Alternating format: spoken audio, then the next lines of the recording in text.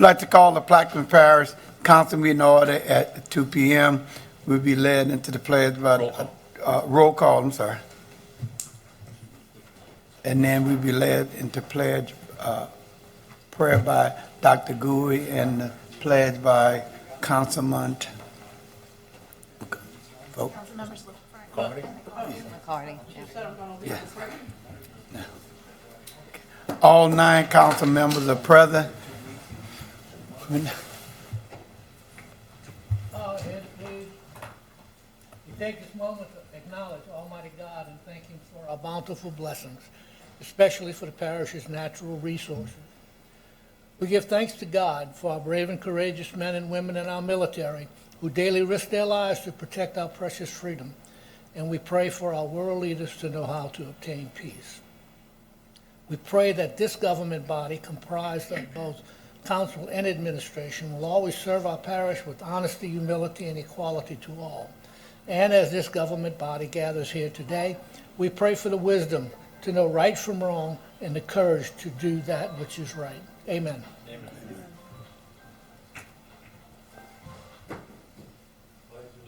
To the flag of the United States of America and to the republic for which it stands, one nation, under God, indivisible, with liberty and justice for all. Okay.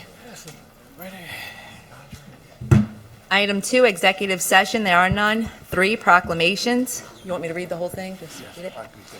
A proclamation declaring July 13th, 2025 as Reverend Dr. Michael Wade Giles Sr. Day in the parish of Plaquemines. Whereas Reverend Dr. Michael Wade Giles Sr. was born and raised in Braithwaite, Louisiana, and is a proud graduate of Phoenix High School class of 1975. Reverend Dr. Giles is the devoted husband of Pamela Williams, the father of 3 sons, and a loving grandfather to 6 grandchildren. Whereas Reverend Dr. Giles was installed as pastor of Bethlehem Baptist Church located at 111 Bethlehem Lane, Braithwaite, in 2000 under the guidance of the Christian Ministers Missionary Baptist Association. He is celebrated as a gifted interpreter of God's word and is renowned for coining the phrase, "The Bible says." Whereas under Reverend Dr. Giles' spiritual direction, Bethlehem Baptist Church's annual revival community picnic and cancer walk serve as catalysts for unity among residents of Plaquemine, St. Bernard, and surrounding parishes, fostering spiritual growth, community engagement, and collective enjoyment. Whereas Reverend Dr. Giles is a beacon of selfless devotion, love, joy, unity, and peace, inspiring all residents of Plaquemines Parish. Whereas Reverend Dr. Michael Wade Giles Sr. faithfully served on the Plaquemines Parish School Board from 1989 to 1998 and served with distinction as Director of Public Service under President Amos Cormier Jr. from 2015 to 2018. Now, therefore, be it proclaimed by the Plaquemines Parish Council, represented by its duly authorized chairman, Reverend Tyrone Edwards, and with the concurrence of Parish President Keith Hinckley, representing the Plaquemines Parish government, that July 13th, 2025 is hereby declared as Reverend Dr. Michael Wade Giles Sr. Day in the parish of Plaquemines. I offer next for unanimous second. Okay. Thank you so much. I am just so honored of Dr. Michael Wade Giles. Many of us know him, but on a personal level. Let's vote on it. I thought we did. Let's vote on it. Okay.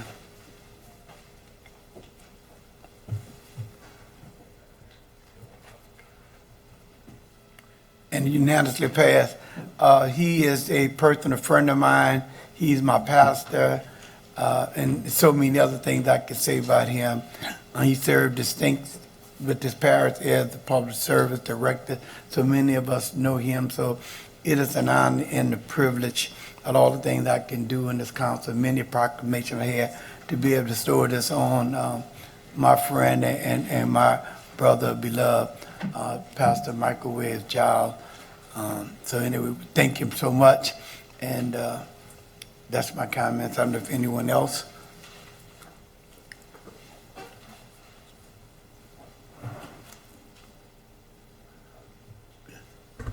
Yeah, I also had the opportunity to work with Reverend Giles as a school board member. He truly was committed to the kids from Phoenix and also parish-wide. He's a great man, a great leader, a role model for his community. And again, we can go on and on. Of course, he married to one of my cousins. That's, behind every great man, they say there's a great woman. So you tell my cousin I said that, yeah? Okay, good. I yield. Kind of, Yes, I'd like to thank the Reverend for all you done for the parish. I know you take a lot of your time giving back, and I appreciate everything you've done for us. Thank you. yeah. Okay, Mr. Giles, like to come forward, any comments? I know you're a man not of many words. Not many. Let me take this opportunity to thank you, Reverend Dr. Tyrone Edwards, and to the distinguished council, just for the proclamation and the kind words that was given on this day. I know truly I'm not worthy of it, but I just thank God that you found in your heart to do this. Serving the kids and even the community of Plaquemine is never strenuous, because I just believe of all the 64 parishes, we have the greatest parish. That's just me. That's just my opinion. And I think we have the greatest council, amen, although we may not, we sometimes that river separates us, but the river should never divide us. And so I just thank God for all of you and for this blessed privilege to be honored and for this proclamation on this day. So thank you so much. Thank you. Let's come down and take a picture with us. Dr. Giles, can you come around? Blake, you want to get in the picture? Any other family member? Maybe both of them. Just a little bit.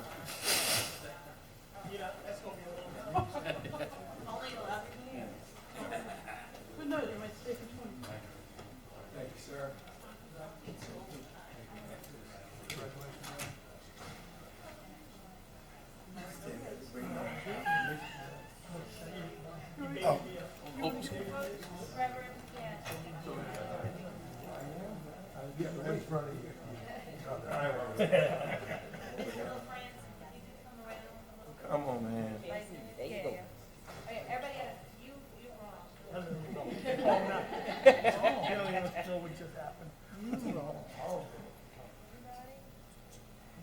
One, two, three.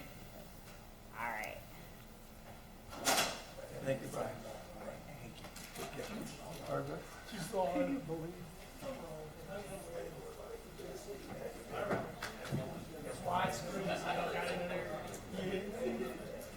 That makes two of us. Will you stay in for the whole thing? Yeah. You should see.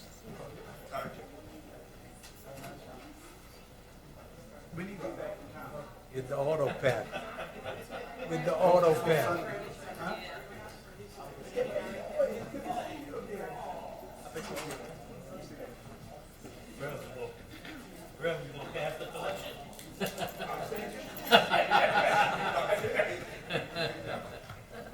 Okay. Continuing order of our agenda. 4, administration updates. Good afternoon.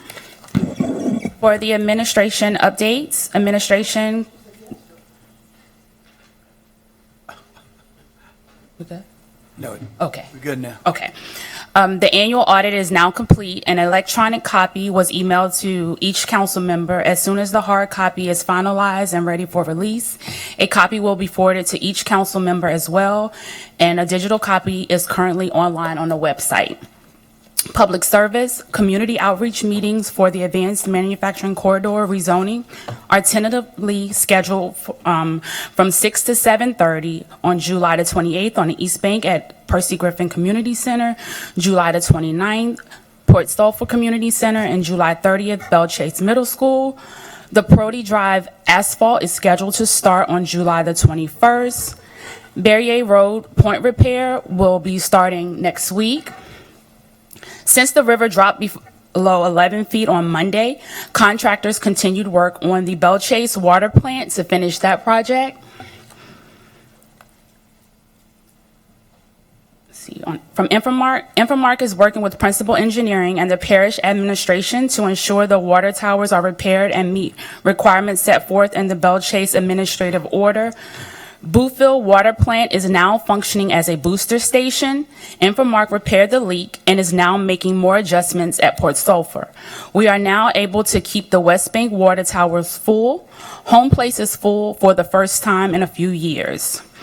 All deficiencies for the Point Alahaj sanitary survey have been resolved. Documentation was sent to LDH on June the 17th. Infomark received a certificate of excellence from the ERA for proficiency lab testing for the Bellchase Water Treatment Plant, the Port Sulphur Water Treatment Plant, the Beerus Water Treatment Plant, and the Boothville Water Treatment Plant. Coastal Restoration Department received the honor of being chosen to be on the Louisiana 2029 Coastal Master Plan Advisory Board. Being a member initiates the phase of master plan development for new project ideas, then presents a presentation to the actual CPRA board. For economic development, we are strategically preparing for the upcoming Peters Road Bypass Bridge by actively collaborating with Jefferson Parish to explore new revitalization opportunities on Engineers Road. This partnership is crucial for maximizing the economic benefits the bridge will bring to our region. The council will continue receiving monthly updates on projects from Director Kelly DeMarco directly. And the Peters Road update, the Port and PPG project directors are now meeting monthly with BKI to better develop a working relationship. Brad will continue stressing the importance of the project moving forward ahead of pace. Representative Bro, Senator Connick, President Hinckley, and Secretary of the Department of Transportation, Glenn Leday, had the opportunity to meet to discuss the way forward for the Department of Transportation, and it's my honor to have Representative Bro come and give you all an update on what that meeting entailed. You want to come here or there? No, right there. In the middle, right there where you. There? Yes, please. Voting? Sure. Good afternoon, council members, administrative staff, and the audience, people with Plaquemines. As she just stated, yes. Where to begin, right? So there's so much to say. On the with the meeting of the Secretary of DOTD. So please understand that the legislative session ended on June 12th. The following week, or that Friday, the new head of DOTD was announced. That's Glenn Leday. That is the gentleman that was in charge of CPRA beforehand. The prior head of DOTD, he is now the executive council, Joe Donahue, and then, so Glenn is now head of DOTD. Clearly, we've been wanting to meet with him for a number of reasons, for all that she just stated. Most important, and which is apparently most immediate, is the rollout of GoPass, which has been disappointing at best. So we were able to meet with Mr. Leday last Thursday. It was myself, Senator Connick, President Hinckley, some other members of the DOTD staff, including the Executive Council, Mr. Donahue. So a number of issues were discussed then. Most importantly is the GoPass. Everyone in this office, my office as well, has received complaints about GoPass and its rollout and the difficulties with it, whether it's the local rate, charging for 2x4s hanging out of it, a number of things. We know all those issues. And I think one of the more pressing issues is not having a local office there. As DOTD explained to us, when the contract was written from 2019 to 2021, there was no provision for a local office. So apparently there is none. So with that said, the new secretary, and in fact he called me today, he actually met with plenary today. They're working on provisions to make a local office. There's no details on that yet. I think we are maybe hopefully trying to identify some temporary space for them, whether it's local government or what have you. We're doing our best to try and get that done, and hopefully there's an announcement in the near future on that. And that I think that'll help a lot of people once they have a local office to go to, because it's indefensible and ridiculous that someone has to drive to Golden Meadow to meet with a person face to face to discuss their GoPass issues. Not everyone is app savvy, and apparently the app doesn't work the best either. So that's most pressing issue number one.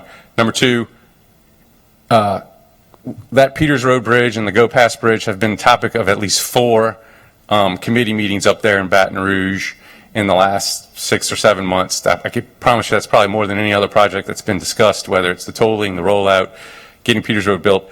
There are monies in P1 for the Phase 2A of Peters Road, and hopefully we get to work on that sooner than later. We haven't gotten a date yet.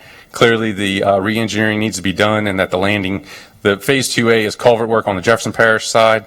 But again, and with y'all's help as well, everyone's kind of rowing in the same direction to make that apparent that we need that up there.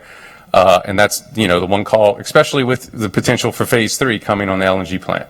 So that's pretty much what we have. Hopefully we'll have more news for y'all in the coming week or days, hopefully.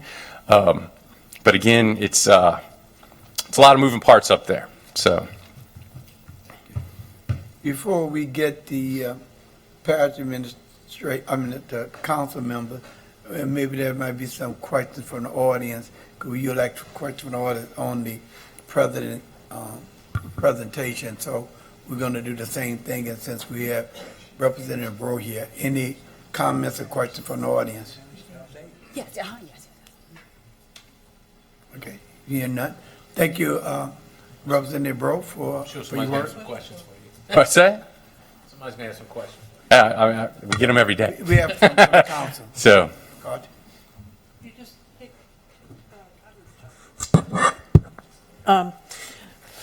Hi, Representative Pro. how are you doing? I'm doing fine.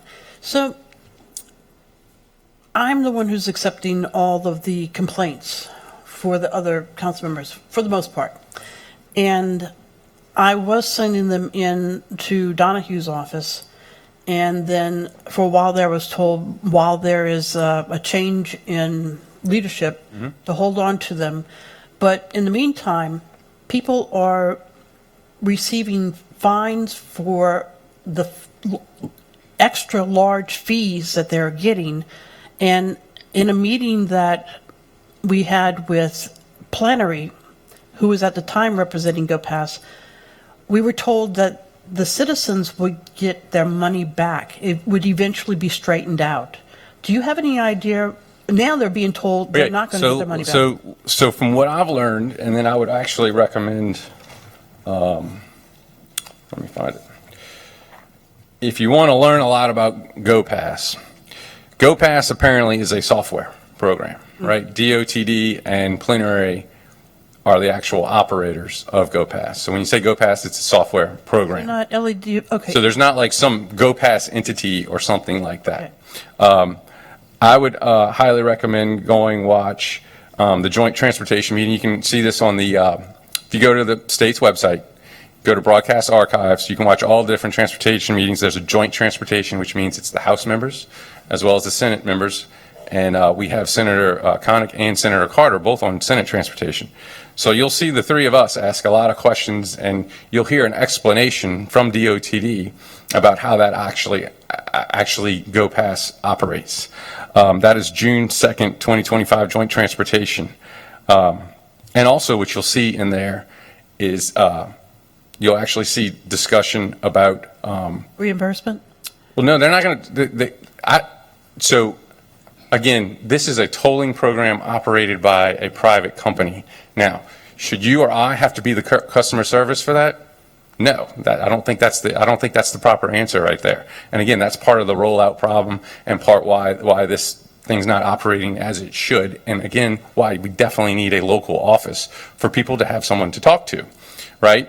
Now, they would tell you, and as they told us Thursday, is that Plenary tells them that these issues are being resolved. Okay, I have no proof of that. And then I forward anything, when someone, it's one thing to have a complaint. It's another thing to have, some people have, actual written responses from Go Pass saying we're not going to do this or this doesn't. Those are good because we actually have showing them policy and why it's not working and how it's not working. DOTD says that's corrected. If he told you, did he tell you there's going to be reimbursement? I would expect there would be. Again, that's a big problem where I mean, whether that's as a representative or attorney or have you, when somebody's charged something more than what they owe, that's a problem. Yes. That's a liability issue, right? And that's a liability issue for this private company that's operating this program. So, that needs to be addressed, and I'm sure that will be addressed. And then also, there was some questions about the rounding up and whatnot. I'm sure you've gotten a lot of that. Might be your next question. There's a good committee hearing on May 29th, 2025. That's a Senate Transportation meeting. And that's basically when it comes, the DOTD tells us that all these terms were negotiated from 19 to 21, and that roundup issue was there, and that some DOTD staff did not want it, but the DOTD leadership at the time, including the governor's office, said go ahead with it. So that's where we are right now, and we're trying to, correct that policy. Okay, I thought my mic was turned. I know I'm giving you probably more than what you asked, but So let's just remind people, if they want to avoid the roundup or the fee from the credit card, that if you take it out of a bank account with the ACH fee, there is no extra. that is my understanding. Yes. That's how I set up my own GoPass. So we look forward to hearing further about the resolutions, resolving these issues. Mm-hmm. Thank you. Yeah. Newsom. Thank you, Mr. Chairman.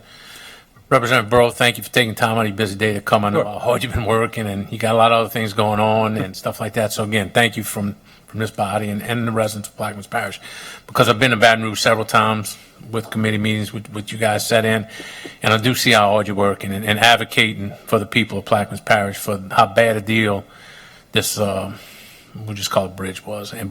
So thank you on behalf of the residents for what you do. You took DOTD, you held their feet you're holding their feet to the fire. Now we have a little change in leadership. We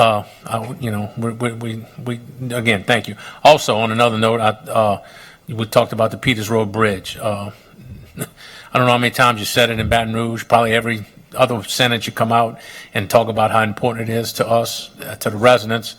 Again, thank you for those, and just thank you for your time here. Appreciate it. I'm yield. Appreciate it. And Councilman Newsom, I also appreciate that the fact that whether it's the parish president's office or council, we're all kind of rowing in the same boat on these issues. And that means a lot in Baton Rouge. I can't state that enough, because you have 64 parishes. I'm one of 105, and then you got another 39 senators, and you need to build a consensus on all that. So when only one of us would say something, that doesn't mean a whole lot, but when we all kind of row in the same direction, it means a bunch. Councilman Conovich. Thank you for coming. I've been rowing that boat for a while now, and we all know why we got this great deal. But I'm old school, and somebody told me that I can't meet with the Secretary of DOTD. Now, I don't mind talking to you, I don't mind talking to Pat, I don't mind talking to anybody, but I'm the type of person, I want to talk to the head.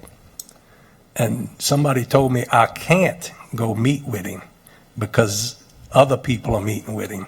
Well, I want to set up a meeting with anybody on this council that wants to go, and we want to meet with him. And I'm sure y'all can request that from him in his office. I don't think there's anything preventing you from doing that. I'm requesting you to set it up. I will try. And because, like I said, I don't mind talking to anybody, but I want to hear it from the horse's mouth. And, here we are, how many months? 5 months into the tolls? They ain't had that many problems in Lafitte or Grand Isle. And, I went up to Baton Rouge fighting against this toll when an organization went right behind me fighting for it. And we got stuck with it. And that's why I don't like groups running the parish. We was elected to do a job. Let us do our job. Don't get a appointed board to come tell me how to do my job, because I do the work for the people and not the port. I'm not this business group. And that's where I'm at with it. I want a meeting with the secretary.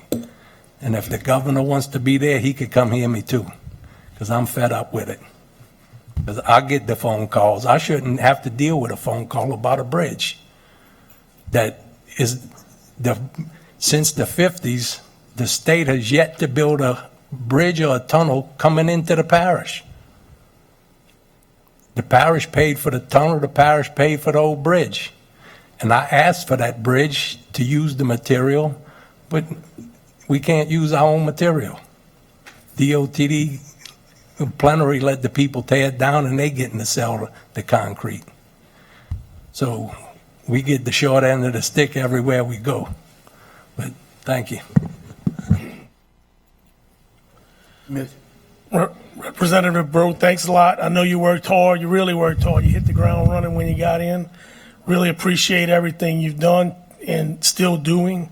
And yes, we get the calls, and I know, there's nothing much we can do other than try to pass it on down the line. It's between, we're not the people to call, but people are so frustrated, they call us, almost every day. My office, gets calls, and I call them back and just, tell them, look, we're working on it. And I appreciate y'all moving forward with trying to get a go-pass office, because that's what I tell everybody. A phone is one thing, but when you get to go to an office and meet face-to-face and talk, you're going to get your answers. I said, but be ready, because there's going to be a line. So wherever this office is, be sure there's a lot of room for people lining up on the street in tents and campers and everything else. But no, really appreciate how hard you worked for us. Another thing, I know we talked about Peters Road. Were you able to get that name change? I couldn't keep up. Were you able to get the name change at the state level? Well, the state level has a state number for it. I think it's Right. 1261, if I remember correctly. Right. But that was more of a colloquialism to whereas y'all call it Peters Road, don't call it Walker Road, because in Baton Rouge they'll get confused. Right. And whatnot. But Yeah, I didn't- but in Baton Rouge, on all the official documents, it's called Peters Road Extension until we have that bridge built. Okay, I didn't know if we. Yeah. No, I mean, what y'all did helps clarify things, and it's just it's the language, because you don't want when. You got to remember, when somebody's in Baton Rouge and they're dealing with 64 parishes and I forget tens of thousands of miles of state highway, that when they hear another name, that confuses, and that's what we're doing. Well, I appreciate it. Thank you. Mr. LaFrance? Yes. Bro, I'd like to thank you for being here and everything you do for the citizen of Plaquemine Parish. With this administration, do they plan on doing any P3 projects? The governor's office? Yes. Yeah, there's already one been approved, the Calcasieu on the I-10 bridge. So probably once construction finishes, I think in 5-6 years' time, when you drive to Houston, you will pay a toll on I-10 in Lake Charles. Yeah, Mr. Friend, can you tell the public who might not know the acronym P3, what's the P3? Public-private partnership is what it's called. Will the Peters Road Bridge be a P3 project? Until we get the re-engineering done and we get a cost figure on that, then we'll hopefully find that out. Okay, so we don't have. So you're talking in an abstract right now, right? You have a design of a bridge from 2010 that's 100 feet high, and DOTD will tell you it might be $150 million or what have you, right? But until it's re-engineered at that 73 feet height, which we're told will reduce cost by 25%, we don't have an actual number on it.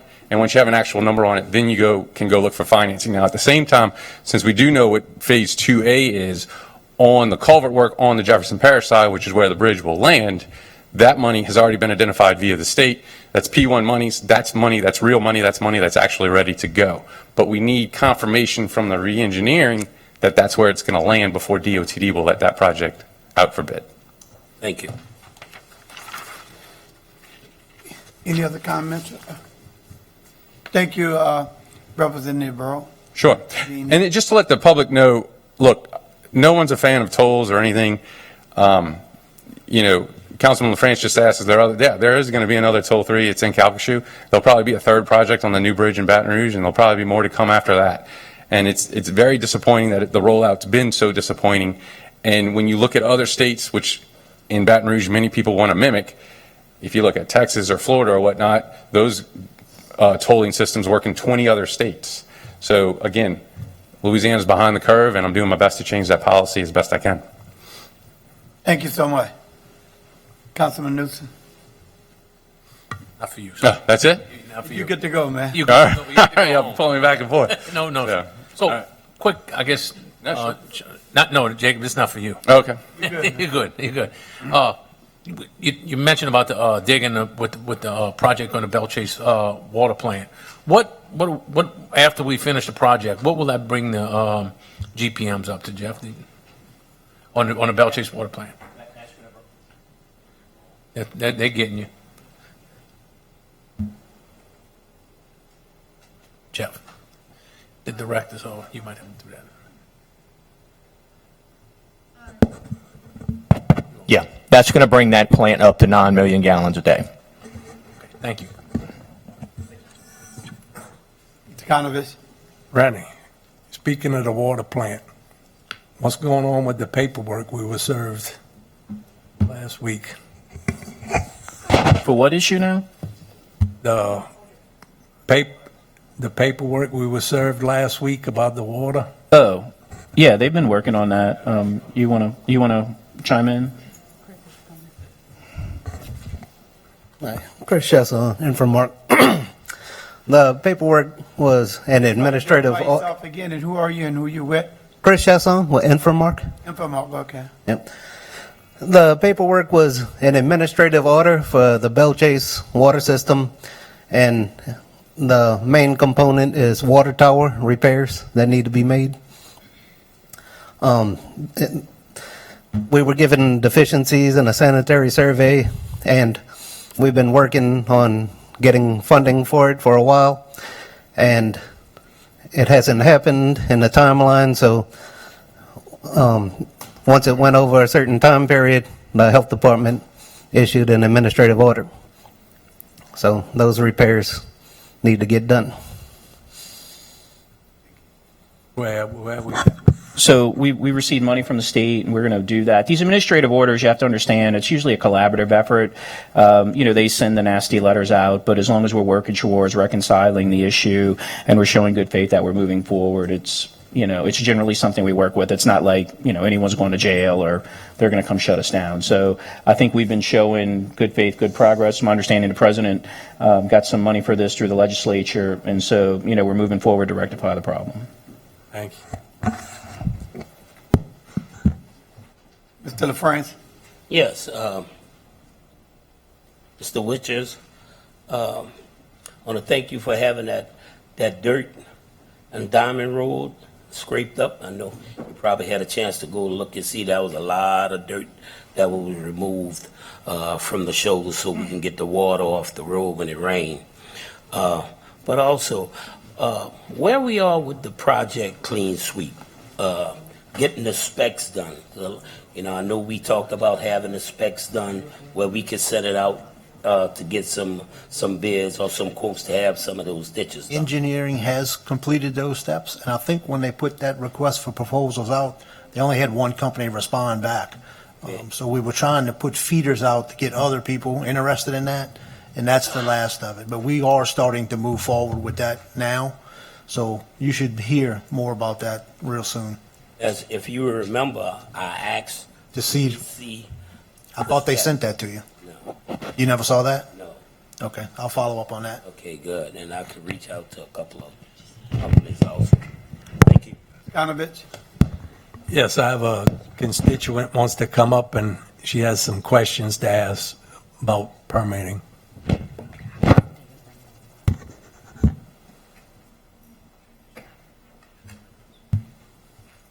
y'all doing?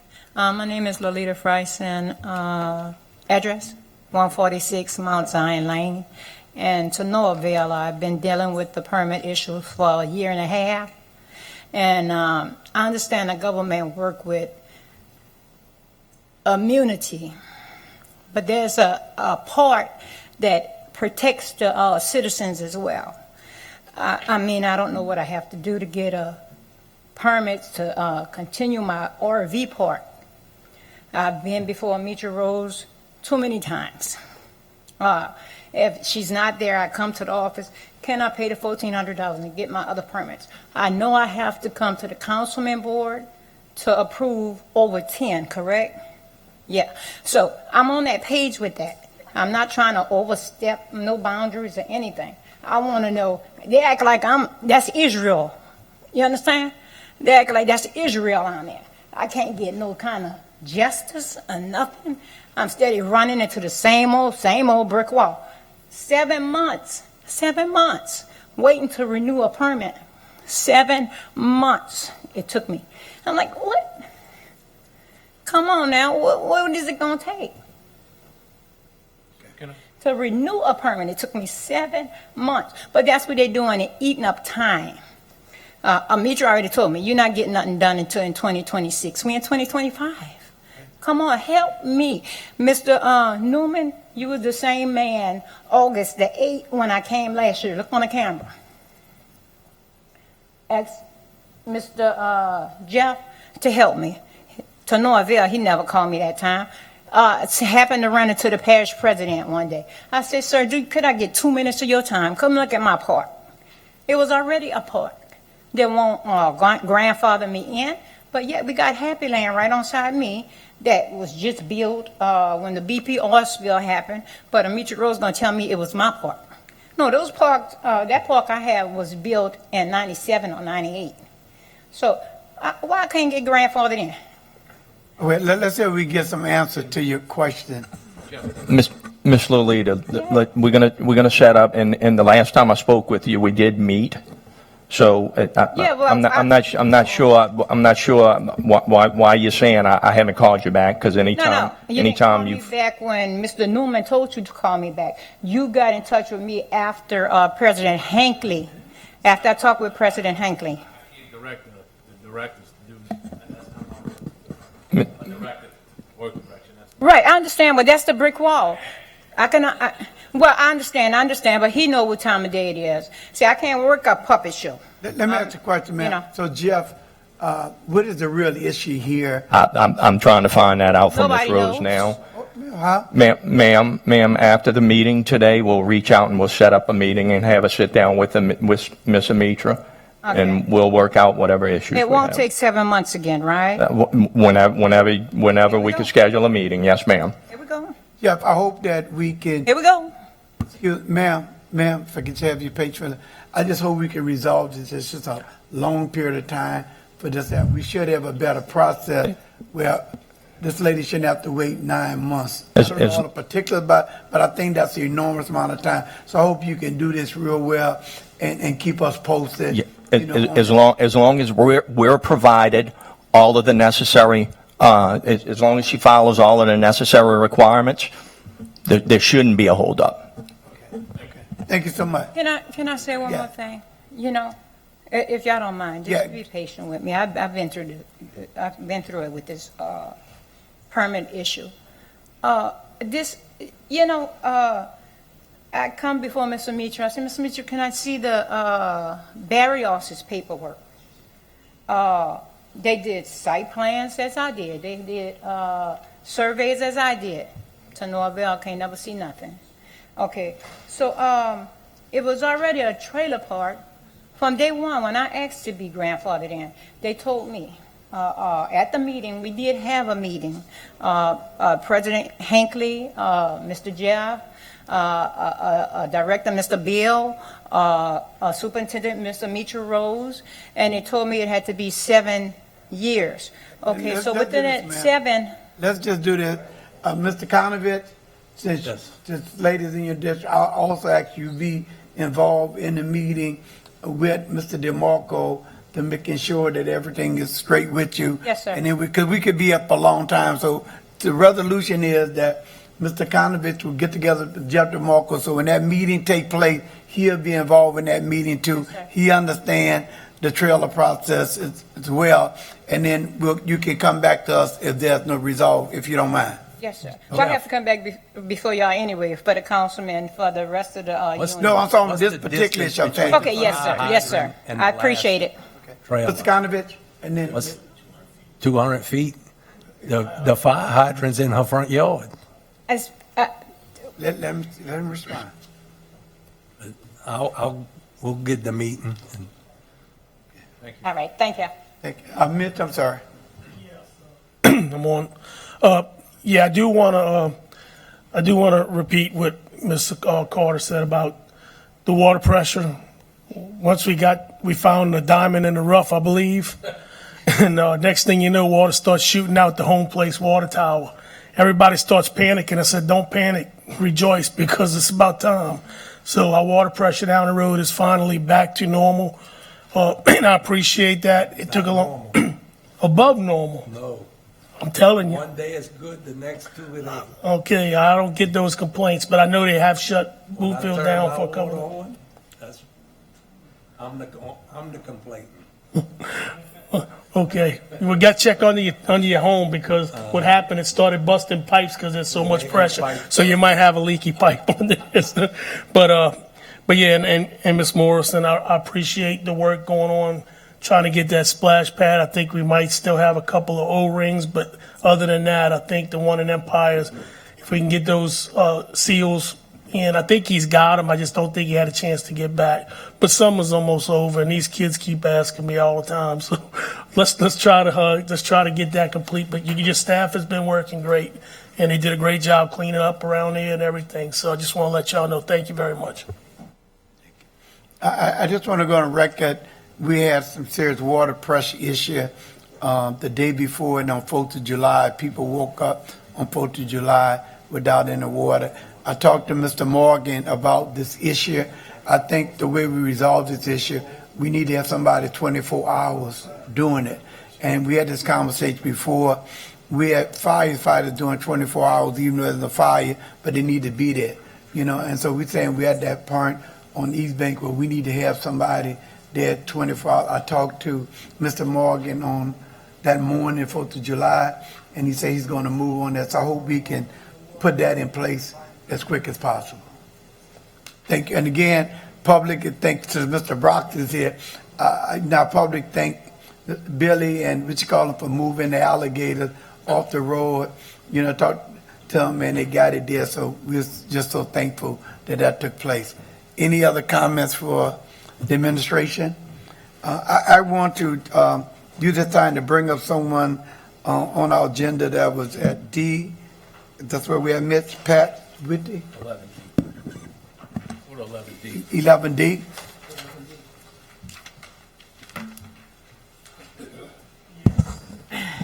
Discussion by Pat Whitty on Plaquemines Parish Economic Development. Councilmember Jurisic. Mr. Chairman, thank you very much. Appreciate the council. I think yes. I want to do intro.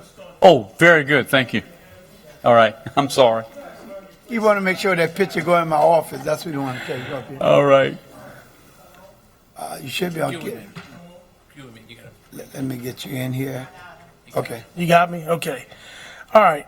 We appreciate you coming out today. Plaquemines Parish Economic Development is excited to announce its designation as a Louisiana Development Ready Community, also known as LDRC, by Louisiana Economic Development, known as the LED.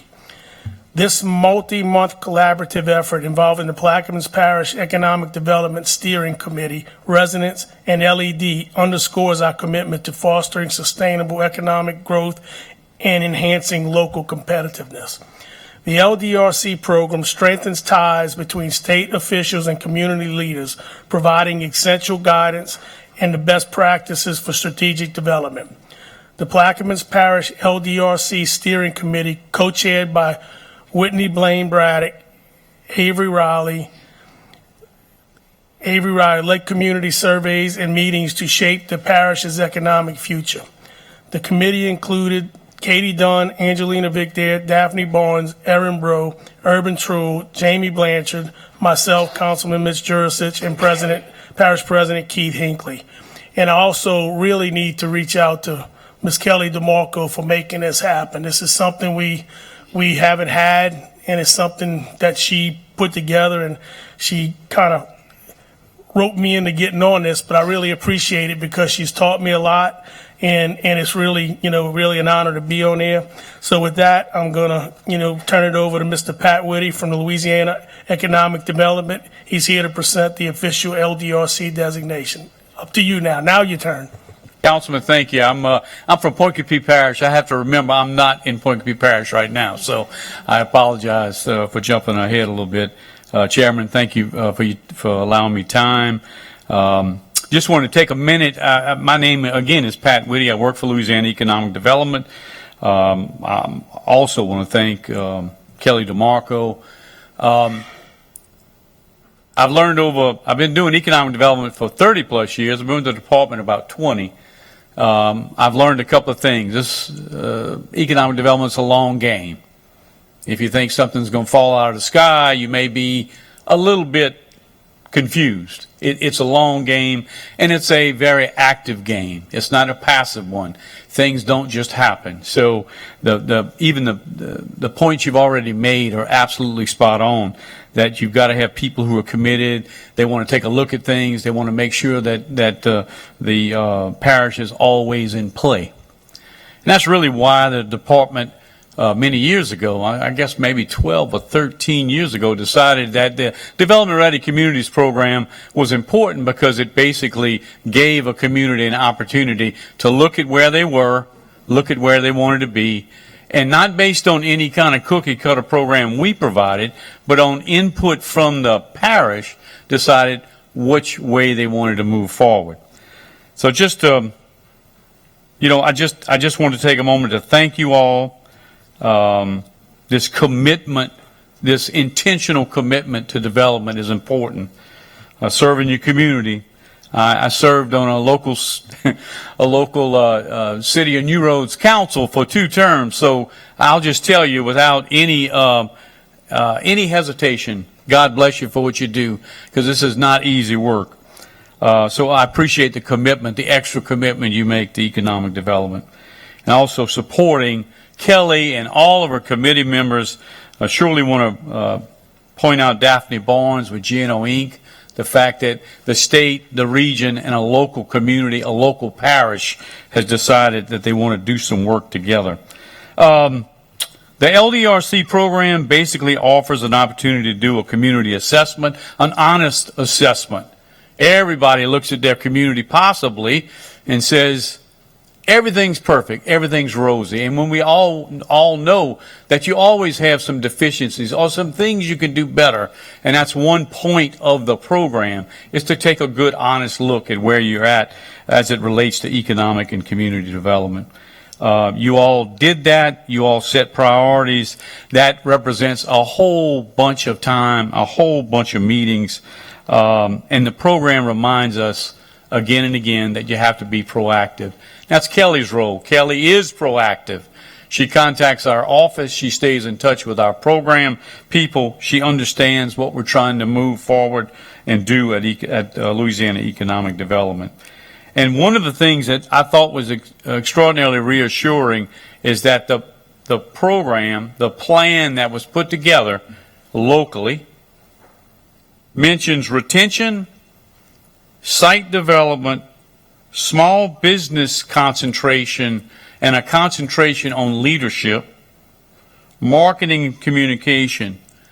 And if you looked at our new strategic plan, which just came out, I guess it was approved about 6 or 8 weeks ago, every one of these points that you all decided was important to you is in our plan. A site development plan, almost $200+ million. A marketing campaign, a $5 million marketing campaign we intend to do. And the Secretary said on many occasions, retention. The folks who are already in, the folks who've already invested money is important to local communities and parishes. So it's reassuring to us that you all done some great work. We appreciate the fact that you stayed in for the long haul and did so much work on this committee. So at this time, I'd just like to read this is a certificate that we provide to the community, the parish, for the work that they've done. Kelly, you want to join me here? Yeah. This says, Louisiana Economic Development congratulates Plaquemines Parish for successfully completing the Louisiana Development Ready Communities Program and for the continued dedicated efforts focused on excellence in economic and community development. Signed by Secretary Susan Bourgeois. Oh, excuse me, lady. Come on. So maybe we can get a picture, group picture of you all together. Why don't you come around here? And before y'all come, Kelly DeMarco, will you come to? I know Mitch stole your thunder, but I just think it's very important because that we hear Kelly on an important day like this because of the work you did I would not want this day to go by without you having something to say, whether it's thanking all the people that with you. So I just think it's important, because I know the leadership that you provided. So I want you to have an opportunity, you know, I got a sermon prepared for Sunday, so I don't need a sermon, but anyway, give you an opportunity. Thank you, Mr. Chairman. First of all, I want to thank the council for the support, and as we went through this process, specifically Councilman Mitch Jurasich. And also, I want you to take a look at the faces on this committee. These are all fresh faces it's not people you've seen before, although they all lifers here in Plaquemines Parish. So I want you to take notice of who's on this group. And when you do read the strategic plan, it was their voice in the strategic plan. Thank you. Is that good enough? Yes. Okay. Thank you, sir. Very good. We'll get Manny.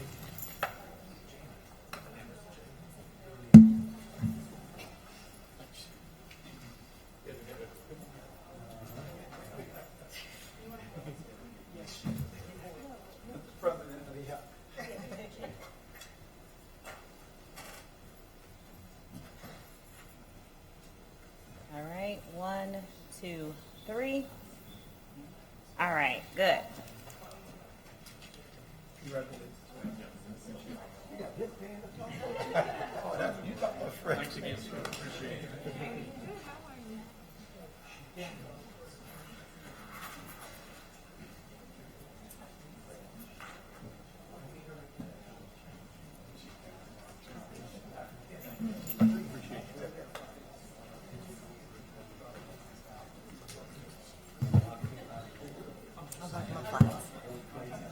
Okay, let's revert back to the agenda. Champagne, was it you and the The champagne, I'm sorry.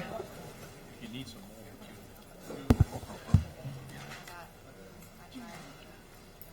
Hey, Kelly, before you walk off, I just want to tell you, great job, and I appreciate working with you on everything. And again, these fresh faces are going to really do us well, and they have a new perspective, and it's a new day for Plaquemines Parish, so thank you for all your efforts. Thank you. I yield. Revert back to 5, bids and advertisements. 5A, a resolution authorizing. Yes, I'm sorry. Yes, please.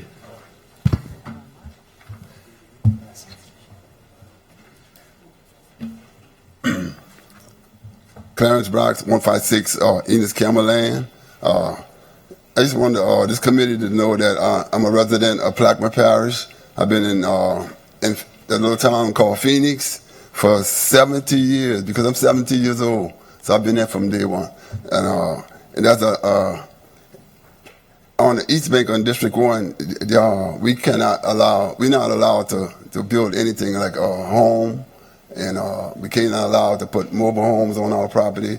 But we're going to have economic development. We can't even put a house on our property, our own property. So how are they going to develop and the East Bank, and matter of fact, 3/4 of Plaquemines Parish?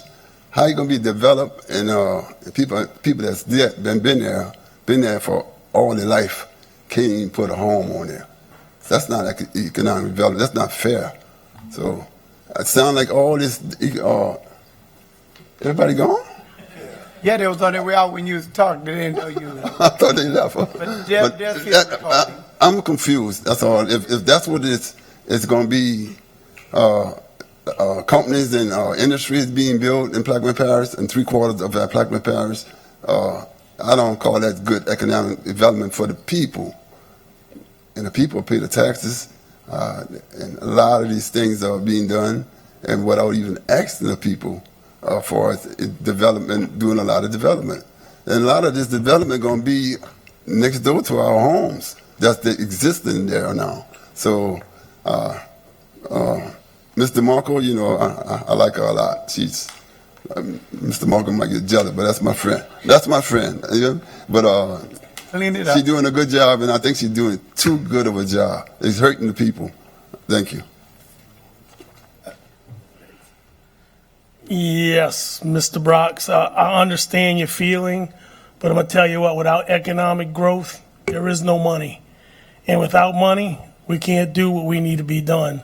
So we're not talking about inundating your neighborhoods and stuff. We have site, if you heard site planning and stuff like that to try to keep it, in as far away from communities as possible, residential communities. So we're not trying to crowd you out, but we all know, when you get businesses in, and it brings revenue to our parish, and revenue is what we roll on. And I mean, we just had a nice little ride, but the ride's tires are going to get flat very quick. So we got to continue to try to grow in certain portions of this parish. I'm not trying to, and Mr. Marco has really stuck her neck out. She's really working extremely hard, and she's working hard not to affect the citizens. I just wanted to pass that on. So without growth, we're stale. We have to continue to try to prosper. Well, the only reason why I'm saying that, I understand that part, but let's look at the LNG plant and the port. I don't see nothing that's going to help the people that's there already. We still got to pay water bill, electric bill, gas bill, all these things. Nothing coming to us. What are we getting out of it? New roads. The roads is not for us. New ferries. The ferries won't be for us. Water's not free for nobody. I know. It's actually almost free for us. I hate to say that, compared to other parishes and stuff like that. We're not going to get freebies out of this by no means. I mean, it's an opportunity for business and people to come in, and the sales tax dollars are what pay for your infrastructure, your water and stuff like that. Your water lines. I know. I call utilities and the road, but I say only thing they're gonna do for is highways, Mr. Brock, schools. let me just say this. There will be some meeting on the East Bank of the river to talk about these new industrial zones. Mitch can tell you as well than most people up here. Some of your concerns, I had the same concern. And I understand anything happening must go to community of East Bank of the river. We've already set up to having some meetings set up so they could come and present this plan. And the community of the East Bank would have to make that decision whether they don't want to put in industrial zone. But you must, first of all, be in the program. So if you decide to be a part of it, then you're eligible. You can't get in it after it's developed. So I've been in all the conversation, and Mitch can tell you, and everybody up here, the very thing you're saying, I'm not saying it the same way you're saying, but we're on the same page of that. I made sure that Irvin represent the East Bank on that task force to make sure the East Bank voice is on that. And so again, we're planning the meeting probably sometime in August. So we're gonna go at one on the Reverend Griffin Center, and one that maps are being developed, being color coded to make sure that happened. I was in a meeting with Mitch. He can testify that with the guy. He actually rode with me to the East Bank of the river to look at things that was being presented, so I could assure you that nothing going to be dished on the East Bank of the river without community involvement in that. So I can guarantee you that's going to happen. But that's the only reason why I'm saying something, because I want to have a word. You will have a word in there. We just haven't set the meeting up because I want to be at that meeting. I don't want a meeting to take place that I'm not there. So that meeting going to be coming up probably within the next month or so. We'll have 2 meetings on East Bank where you see the whole idea of what the industrial zone is, what it takes to make it happen, what area could be considered, all of them. But we want to make sure that we do it. We got a map where everybody can understand what's going on. But I promise you, that will happen. All right. Our way of life is our way of life. Okay. Right, thank you. Mr. LaFrey. Come on, Mr. Brock. Where you live? You live on the East Bank? I live on the East Bank. You live on the East Bank. How did you get over here to the West Bank? I caught the Chalmette Ferry. Paid $1 to come across the ferry. You ever used the Belchase Ferry or the Point Lahaz Ferry? And I haven't used it in the last 3 months. So you Belchase Ferry. Okay. The Point Lahaz Ferry, I used it this week. And the port, the port is the one that take care of the ferries. And I'm not a big fan of the port. I don't know. I'm not. I didn't ask that. I'm just answering your question. I'm telling you. The port is the one that's taking care of the ferry. Right. So, yeah. Tell him. Let's not be this. Yeah. All right. Thank you. I mean, because he said he don't see any benefit from the port. Well, the port is the ones that taking care of the ferry. I say economic development. A port is part of it. Yes. There's a lot that the port going to do.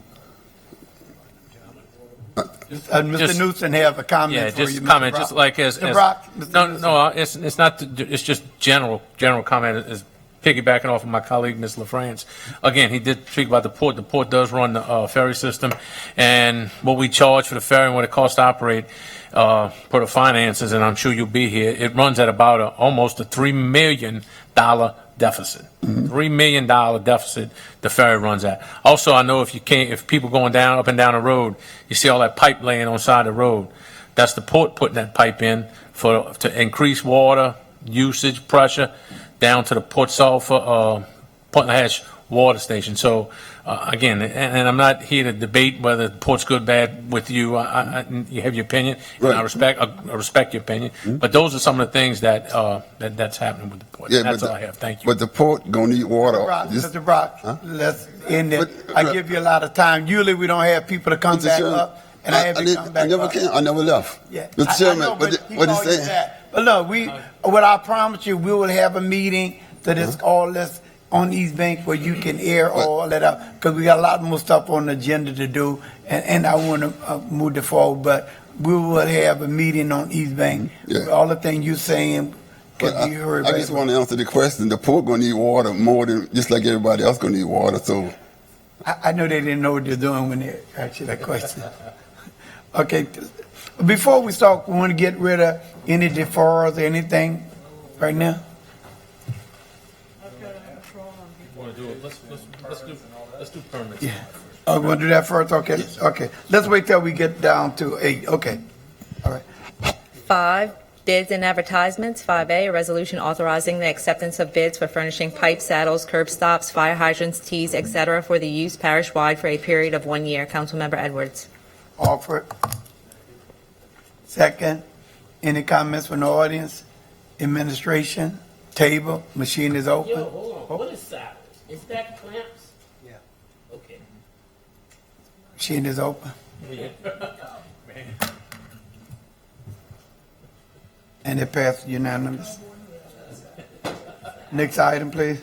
6, beer and liquor licenses. 6A, Gilbo's Deli, 28564 Highway 23, Port Sulphur, Louisiana. Gilbo's, 28564 Highway 23, Port Sulphur, Louisiana.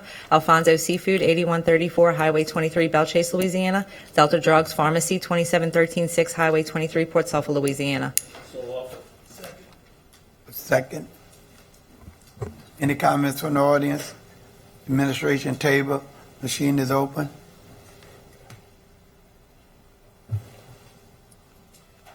And it's unanimously passed. Next item. 7, building permits. 7A, construction permits. 7A1, Kinder Morgan, application number 2024-139. Application date 6/5/25, replacing 8 damaged anchor piles and buoys in kind, 18559 Highway 23, Myrtle Grove, Port Sulphur. Councilmember LaFrance. Been offered and second. Any comments from the audience? Administration table. Machine is open for voting.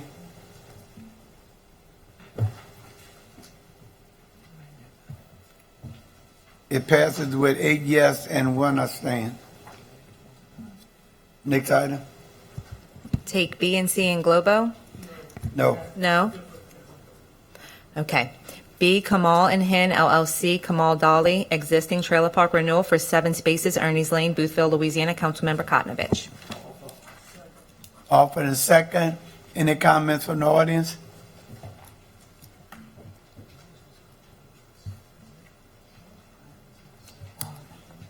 Hi, David Clark, 108 Avenue A in Belle Chase. Did we inspect this park before issuing a renewal? Yes, before it gets to this point, they've done all of the inspections. They did the inspections? Yes. It is passed? Okay. Yes. Any other comments from the audience? Mitch? Yeah, I mean, I'm seeing it's a renewal for 7 spaces, but this is a regular trailer park, right? Mobile home park. Okay. That's it. Mobile home, not on. Oh, I'm good. Okay. Mobile, okay. But this is a trailer park. Okay. Trailer. I'm good. Okay. Machine is open for voting.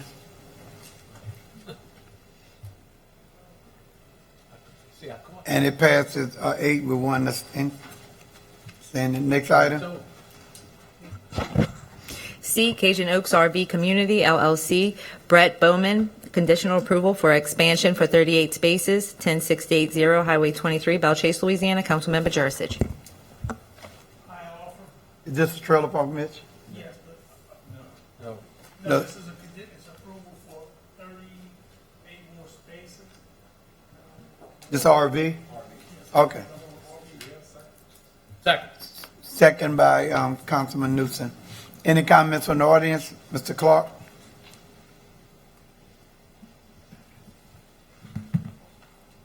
Hi, David Clark, 108 Avenue A in Belle Chase. Again, is this park, has it been approved and inspected? Yes. So Yes, does it has. does RV parks require a turnaround at the end? A turnaround loop? Yes. Okay, this one does not have that. That's why I was asking, and we want to add additional 38 spots to this park. And that's why I'm asking the question, if we're actually inspecting these parks before we issuing new spots and things like that. That drawing does, but it's not currently, it does not have that. So we're going to give additional 38 spots and get them in compliance. It doesn't have it because it's It a doesn't have conditional it because approval. The conditional hasn't been approved yet. They can't do the infrastructure until the No, conditional. but the park is there now. The additional spaces is going to have a turnaround. Yeah, but the park that's there now does not have a turnaround. It wasn't required for a turnaround? This park's been there quite a while. So they're not required. That's why I asked the question if it required a turnaround. Well, now it does, so then they're going to add it in. As part of the conditional improvement, they can't build it. They don't have conditional approval. Once they get conditional approval, then they can build it. He was cued in. He got to pull his mic down. Makes sense. He wasn't. So okay, again, I'm just trying to understand the permitting process. Yeah, they're trying to get conditional approval where they can build out according to this plan, which requires the turnaround now. And once they get that, all the plumbing and turnaround and everything, then they go back to the permit office for final approval. And as long as they follow what they were supposed to do, they'll get the final approval. So when a new park is purchased, they're grandfathered in basically. Currently, right now, if you look on the map, if you look at that, there's a straight road going in, straight road coming out. There's no turnaround. Right. And there's 54 to 56 spots back there right now. Well, yeah. That's how many RV spots are back there. This has been around for how many years there, Jeff? I mean, it's Well, the young lady here, they just made a comment trying to get her 9 spots, talking grandfathered in, and she's been waiting, what, a year and a half, 2 years, 3 years? And now we're doing this, and we got a new owner, and we're going to give them 38 spots plus. So we got two different things going. Two different things here. We're talking about the old park, which is grandfathered in. Then they're coming for a new one, which they're following the current rules for a new expansion. That's what they're trying to do, is follow the rules. They're not just putting in spaces and then coming later saying, okay, now I did it. They're trying to go through the process. That's what this is. I don't understand where the confusion is. Well, the confusion is, what is the process right now? What's required of an RV park? That's the confusion. Which one you want to talk about? Permanent, temporary? This is a... I know, but you know the process, David. It requires a turnaround. I just asked Mr. DeMarco that. He said yes. So that's... I think if I may... I'm good with whatever. Because then there will be... He's not building, it's already there. No, Dave. He's adding to it. Obviously, this person is adding more to what he had. What I'm hearing, he's already grandfathered in from the 38. Gotcha. In order for him to get these additional space, he's got to have a turnaround in it. Okay. And so again, I would say to this, and that's why I vote no, our RV stuff, make it confusing to everybody. Now, while what's being said here make a lot of sense, you've been grandfathered in, so you can do it. It's just like people with grandfathered in don't have to elevate the houses. So people get confused about our process, so I can understand that. But I think this is very clear that in order for them to get the additional space, they have to have a turnaround in it. They didn't need it for the one they had. We think they should have had at some point saying, you got to come put it in. But that didn't happen. So I'm really clear on what this being said. And again, I'm against anybody putting up a park. That's not my position here. I was just trying to understand what the process is. Okay. Thank you. Ms. Konovich? Now we get back to getting in the queue. Yeah, we get back. If I'm not mistaken, maybe 3 years ago, this trailer park came for renewal, and they wasn't following the rules then. Like they had, and don't quote me, they had a, say, permit for 30 trailers, but they had 60 back there. So are they now under, are they legal? Or They wouldn't have got to this point if they wasn't. you sure? Yes, I'm sure. It's the one behind that paint shop or body shop. Yeah, in Cedar Grove. Because I know we had a problem a while back with them. We a lot of problems with a lot of parks. Mitch? Yes, and I spoke with Mr. Clark beforehand, and what he showed me was, there's no room for a turnaround as it exists. But in the plans, with the new plan, there is a turnaround, fire hydrants, everything. I think have been, everything's designed for that. I think there are fire hydrants back there already. And I checked with Ms. Amitra, I checked with, everybody signed off on it. And so I understand, because it doesn't have a turnaround now. So they're going to have to probably get rid of a couple of those original spaces that exist there now to put the turnaround, because they're right up against the canal back there. But, I get what you're saying, Mr. Clark, but, the drawing we have does have a turnaround in it. And if they don't put the turnaround, of course, they're not going to get final approval. Any other? Yes.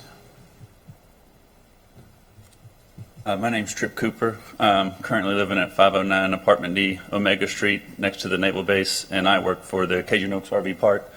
And I just wanted to confirm that to Mr. Jurisich's comment that we are going to be dissolving 2 lots in the rear. There's currently 59 sites. That'll turn to 57. We'll put a 100-foot diameter turnaround as the plan suggests, and then the 38 will come in on the south border for a total of 95 with a complete turnaround. And we have followed all protocol, been working closely with Ms. Amitra. We are an out-of-state organization, but we'd love to do business and commerce in your great state, offer affordable housing for LNG workers, and try to go along to get along, not looking to step on anybody's toes, trying to do everything right, and to the best of our knowledge, we have. So. Could have came up first. Yes, sir. Thank you so much. Thank you for your time. If no more comments, the machine is open for voting.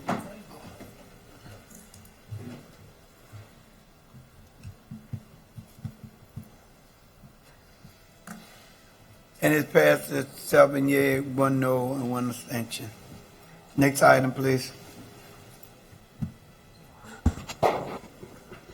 D, Belchase High School Color Guard application for gaming permit is hereby issued to Allison Parrott on behalf of the Belchase High School located at 8346 Highway 23, Belchase, Louisiana, 70037. Councilmember Schultz. Second, been offered a second. Any comments from the audience? Administration, table, machine is open for.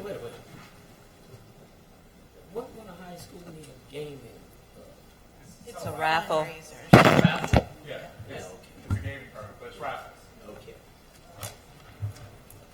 Machine is open for voting.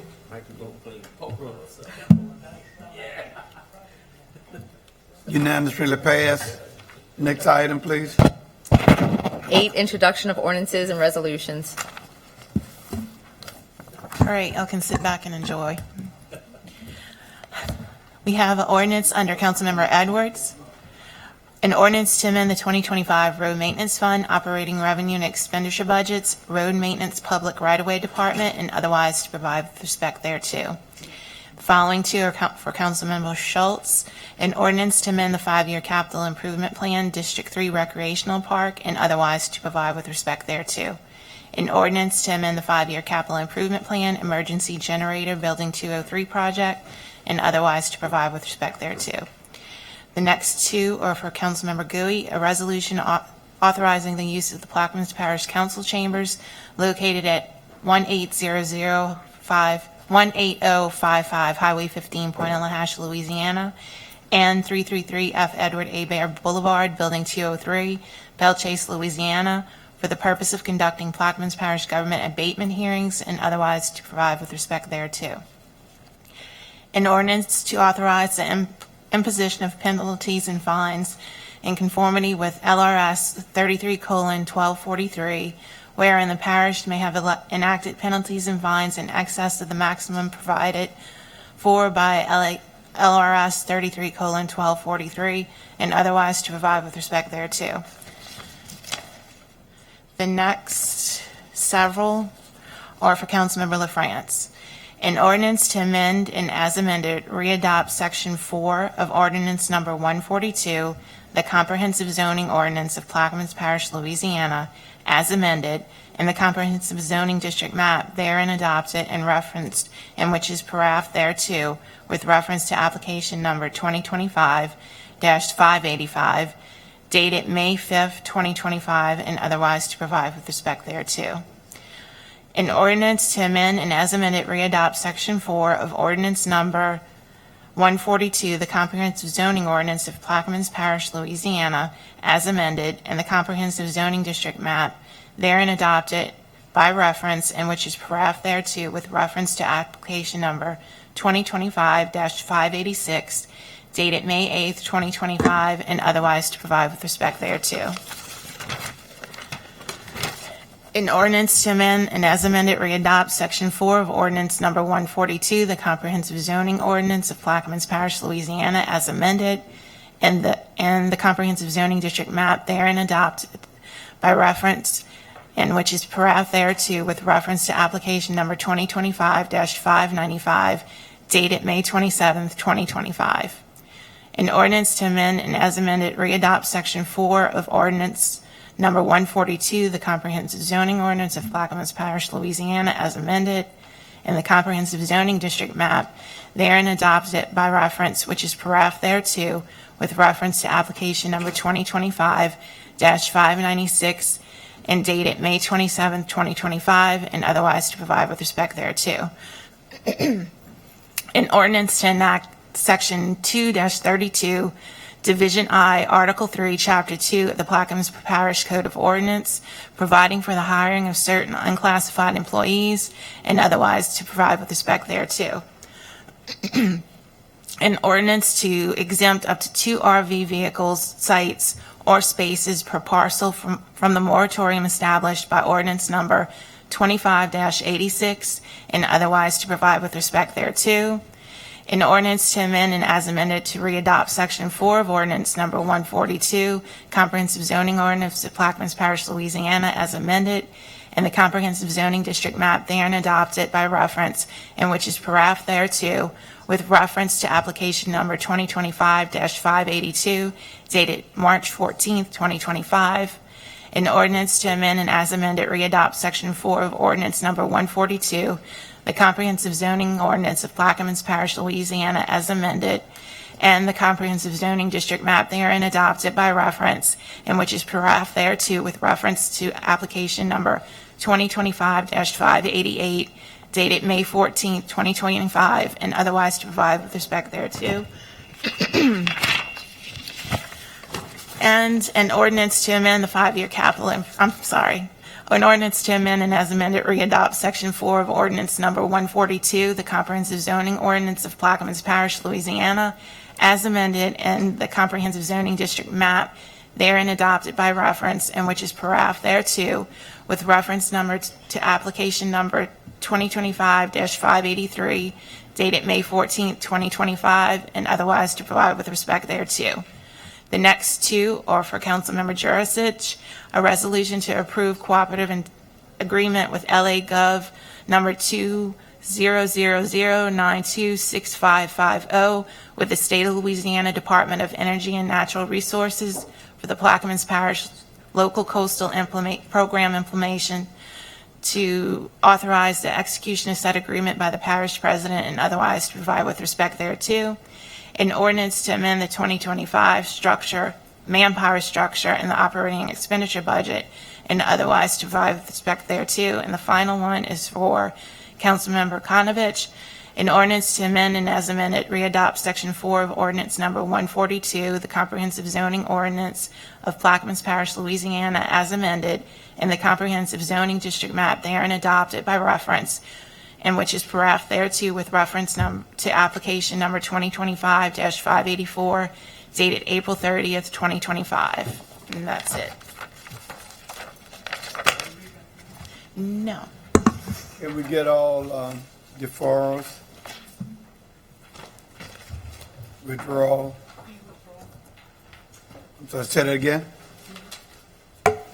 9B? 9B withdrawal? Any other withdrawal? Or deferrals? So we on that? B. Sorry? B is in boy. Yeah, boy.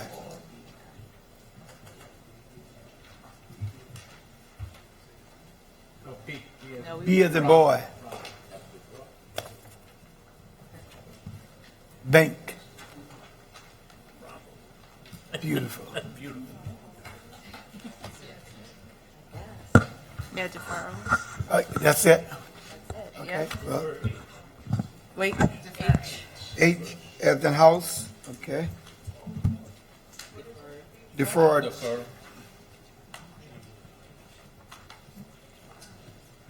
that it?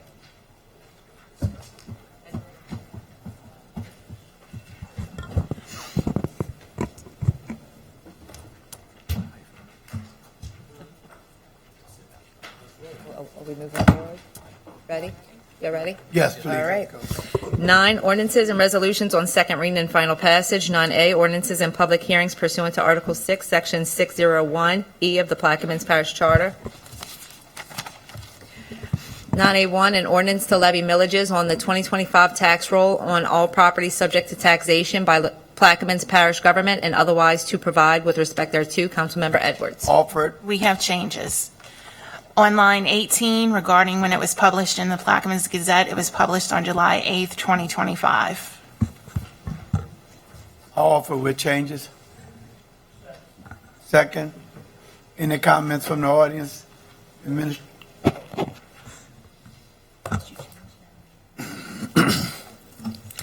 Arthur Henry Belchase. Hey, could someone explain to the people what a levy on the tax means? Because a lot of people who own property don't even know what that means. So I was asked to say it.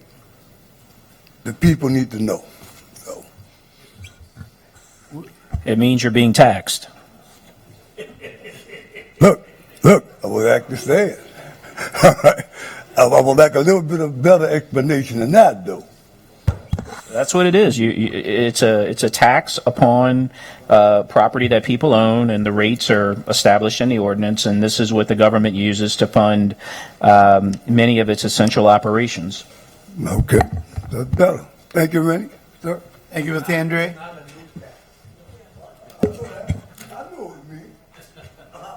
I know. Mr. Brock. Clarence Brock, 156 Enos Camelland.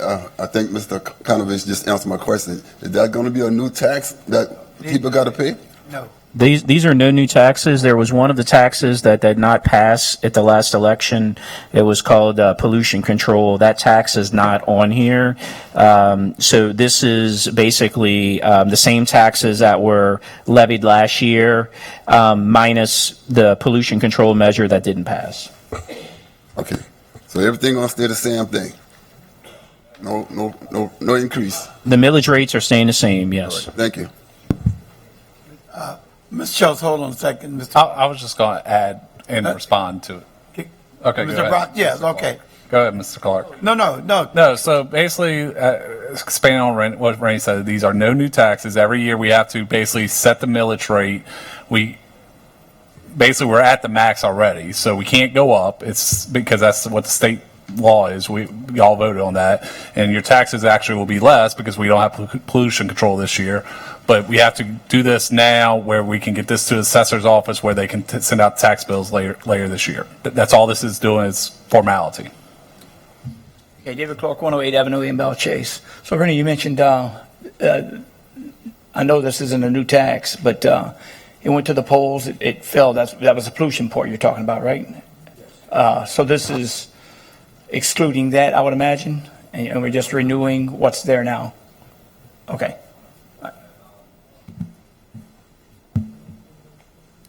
If there are no more comments from the audience, administration table machine is open for voting. It's unanimously passed. Next item.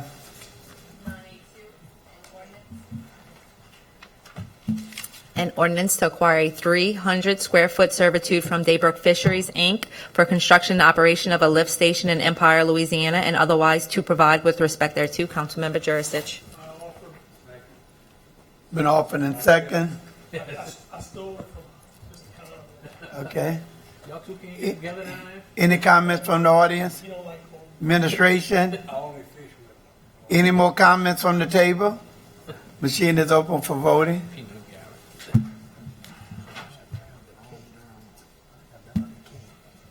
Pass unanimous. Next item, please. C, an ordinance to amend the 2025 general fund operating expenditure budget legal judgments department and otherwise to provide with respect thereto. Councilmember Edwards. Offer it. Of the second, any comments from the audience? Administration? Table? Oh, sorry. How much money you putting in here? 20,000. How much? 20,000. Okay, that's all.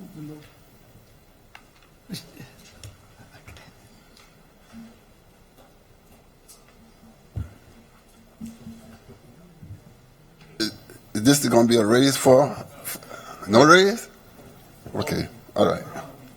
We're on C. We're on the wrong one. Machine is open for voting.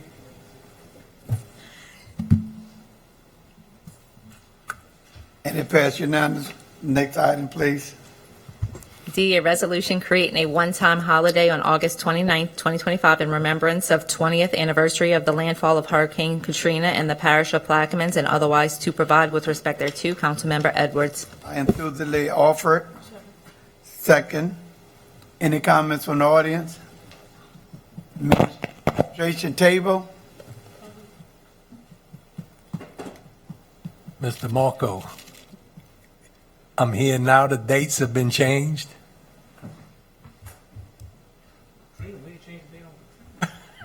We were waiting for the vote today before we changed the vote, changed the date to 28th. On the Tourism Commission will make that shift from the 29th to the 28th based on this vote. Why? Why? Why not? Because most people will be leaving town. Yeah. That's correct. But then also we need chairs set up. We need tents set up. You're looking at pulling employees to help us set up for that day. Set up the Can day they do it before. the day before? This event would be at 9 o'clock in the morning. The council meeting is at 2 I p.m. wanted to have it at the time it passed, but they outvoted me. He wanted it at 6:03 on the 29th a.m. So what are your thoughts? If that's what y'all want to do, I'm fine with it. You sure? Mm-hmm.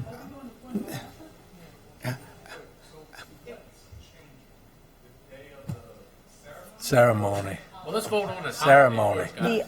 The ceremony would be shifted because we would need It's parish government. help to set up the event. Mr. Marco, can we just vote on this first? Any comment just on this?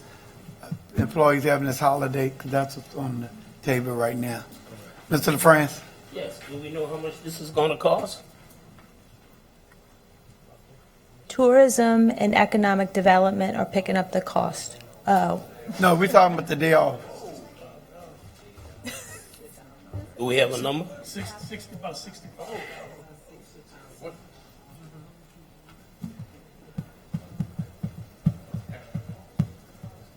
Cost to run the government. It's not an extra cost, it's just that's the average of a daily cost of employees. It's every holiday, same thing. Right, you just don't get to serve. Mitch, I'm sorry. Yeah, I mean, I agree with Mr. Marco on one thing. It's a holiday weekend, so that's going to turn into a 4-day weekend, if I'm not mistaken, right, with Labor Day. So I get it that people will be traveling out of town. Even if we got them to set up on Thursday to have an event on Friday, then we need the takedown on Saturday. But I wonder if we could maybe ask the sheriff department to pitch in to do the setups with the tents and the tables and chairs with the trustees, because they're not off. You know, so I think we might be able to still stick with this date. I'm just throwing that out there for y'all to consider, because the sheriff department should participate in this event. And I think, you know, they have tents, they have, you know, they may have to put up tables and chairs that we may have to get to them, but at least they can put them up and pick them up. I think that might be an option we can explore. Mr. Newsom.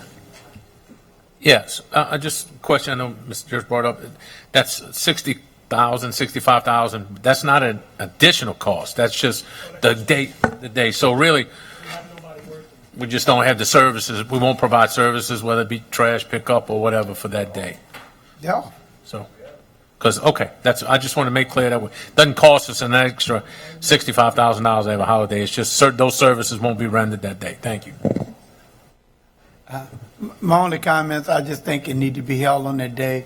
I think Mitch had a brilliant idea. I think the sheriff department, I can't see them not supporting this event. So I'm still in favor, because they need to be on that day. I'm not for getting down there at 6 o'clock in the morning, 6:05. Definitely not that, you know.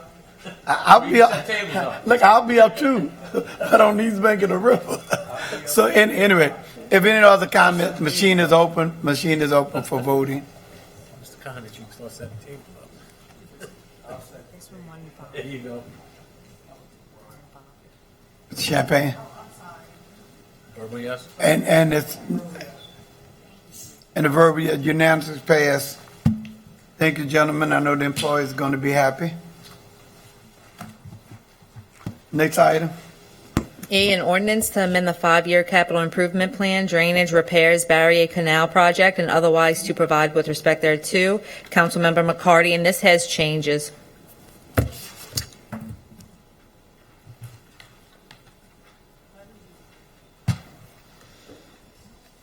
Okay. On lines 1 and 2, we are removing at the end of the sentence drainage repairs, barrier canal, and inserting it with road maintenance parish-wide. On line 4, they're appropriating $200,000, and we are removing drainage repairs, barrier canal, inserting road maintenance parish-wide. And we are removing on line 5, fund balance designated for emergencies. And now we are inserting transportation fund, unreserved, undesignated fund balance. On line 10, we're removing 100 to 120 feet. And then in section 1, we are inserting 200,000 and we're removing drainage repair, barrier canal, and inserting road maintenance parish-wide, removing fund balance designated for emergencies, and inserting transportation fund, unreserved, undesignated fund balance. And those are the changes. Been a second. Any comments from the audience? Mr. Schultz? Yes, I know last meeting, at least on the port side, we talked about all the changes leading up to the meeting. If we could work on that on the council side as well, where we're not having all these changes right before meetings. I yield. Mitch? Yeah, I was going to say the same thing Chris just reiterated, but, you know, I know Ms. McCarty, you had a lot of issues about changes at the last minute, so, well, let's just be mindful. Let's try to get these things done in a timely manner so we can all look at them. I'm not blaming you. I'm just saying, these changes coming at the last minute. If we got problems on the port side, we need to have problems on the government side as well. Any comments from the audience? Administration? Yes. I'll help with that. I would assume between engineering and that's why it's just introduced under Ms. McCarty. But just an FYI, this is that emergency sinkhole repair on Barrier Road. One lane is currently closed. It's a large sinkhole. The metal pipe under the road collapsed. Big chunk of asphalt went down in the hole, so it's impassable. Needs to be done. Thank you. Okay. I think Ms. Spencer. I just wanted to reiterate, these changes were made by, I think, engineering. Yeah. So I didn't even know they had been made. Just engineering and finance working together, and I guess they had a last-minute change. And the only people that really use this section of the road is the military base, unless we have something going on at Meldavana Park. In the pump station. Pump station's back there, too, so.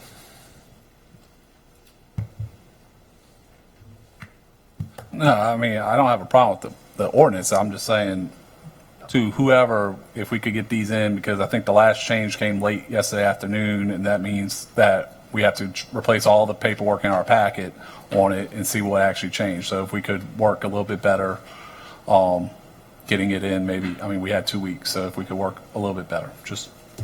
We're working on the port side, let's work on the council side. I'll try to do better, sir. Thank you. Never had a problem with you. That's the only one. You, I'm sorry. Yeah, Jeff, we mentioned this, talked about this briefly earlier today. What's the turnaround time frame? Do we have a estimated time frame for? It's going to be about 7 days, about a week. Thank you. Your on comment, I just think that we need to have it where Kim and them can make those decisions, where they can just tell people no, and then we wouldn't have to be having this conversation. And so I think if you're going to say it as a rule, then Kim should be able to say, you got it in too late. So, I mean, that should be the rule, and then we wouldn't be having this conversation. So if it's a rule, the rule is, don't care who sent it, Kim, them can say, you didn't make the deadline. And I think that's what you much prefer, right? I want to remind y'all told me this once already at the beginning of y'all term, but it changes sometimes. That's all. Thank you. All right. Machine is open for voting.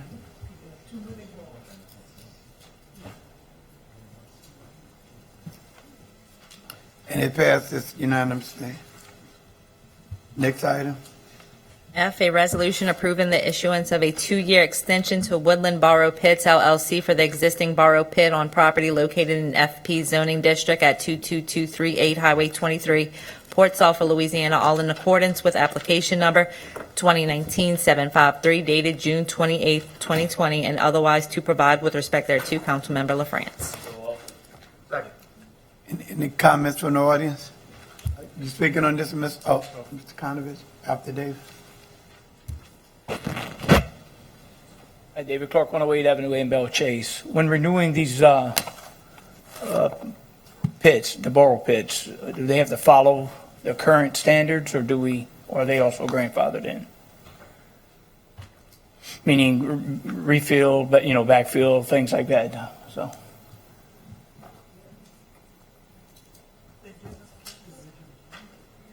Who's going to answer the question? Administration can answer the question.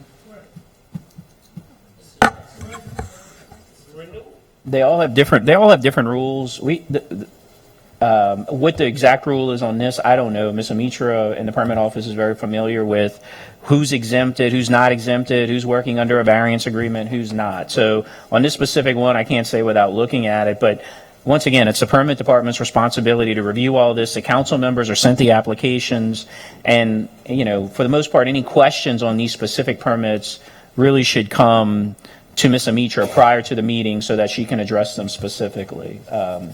But once again, as Mr. DeMarco said, this should not be appearing before the council without Ms. Amitra having verified that they're in compliance with whatever existing rules and regulations apply to them. Yeah, as a resident of the parish, I don't have that access to Mitra without getting some that public access, form or something. So, just wondering how it applies to certain things. If okay, good enough. Thanks. It's kind of it. Rennie, is this the one that since the levee setback that now we responsible because they can't use half their pit? Say that again? The lawsuit about the levee setback up there? I didn't review this application prior to coming in here, so I can't say. I do not think that it is. I mean, you can defer it if you want me to look at it further. But once again, I mean, we generally would not deny a business to continue simply because they're asserting a claim, that they're entitled to just compensation because we appropriated a portion of their property for the levy. But, I mean, I can go back and look at it if you want, but I'm not sure. I really thought this was the sand pit, but I could be wrong. What happened was, the last time we had okay, the last time we, the last council, the one previous, the wording was wrong. So that's why they came back and did this. Okay. So, but if you have any questions, I'll defer. I mean, if you want to defer it, I can call Ms. Amitra and ask her anything further you want. I don't think she's here, but she'll probably pick up my call. It's up to you. I'm good with it. You all right? Well, I mean, if you need to know, we need to know. So let's defer it. Okay. If you want to reach out to Ms. Mitra, and maybe we could pick it. So Ms. Amitra just texted me. This one was previously approved. The previous approval said sand pit. Right. So that's what she's saying. Right.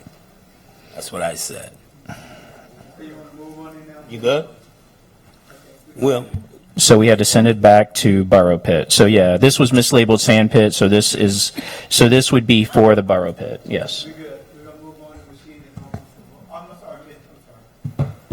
Yes, I wanted to probably, I'm sure that since it's a renewal, if they had anything about whatever it fell under back at the time it was issued, would probably go along with the renewal. So if it does say at the end of it they have to backfill, that should be in the renewal, I would imagine, right? I mean, that would be my thoughts. If it's being renewed in its original state. Well, original permit. Yeah, under the original permit. Look, if you're going to ask me that specific question, I'd like to relook at it. Look, you think the RV permit issues are complicated? You haven't seen anything until you got into the Borough Pit ordinances. So, and the Borough Pit exemptions and regulations and grandfathering in and all of this other stuff.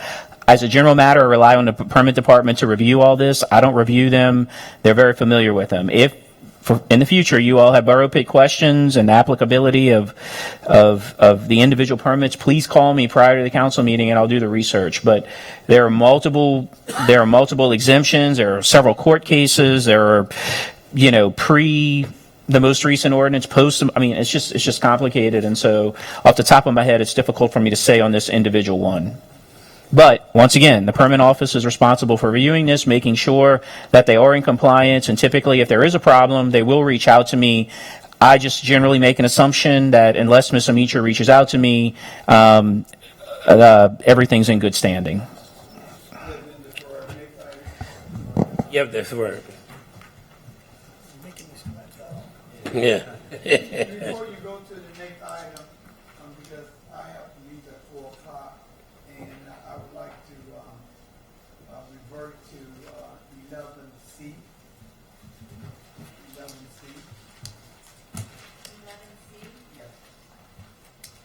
Motion to override veto of ordinance number 25-100, an ordinance establishing the expenditure authorization for the parish president and otherwise to provide with respect thereto. Councilmember Kotnovich. Second. Offered and second. Any comments from the audience?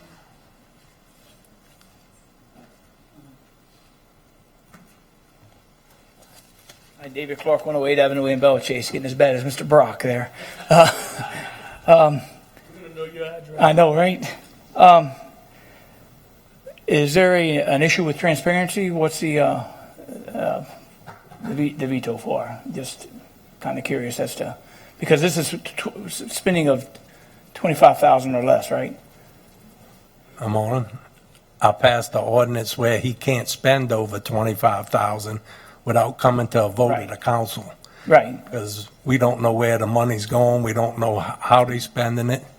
Just an example, I got $5 million to redo Highway 11. $465,000 to copy Google Maps and show us where they're going to fix it for engineering. Then they flew a drone over it. I think 465,000, I ought to get more than that. Totally agree. So that's where I'm at. So does anybody know why the veto occurred on his administration? This is probably, so, I'm sorry.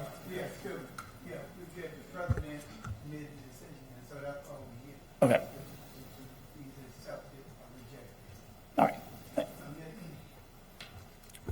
Yes. So while I understand the concept, we could be putting ourselves in a situation to set us way back on certain issues because sometimes we have to make those decisions.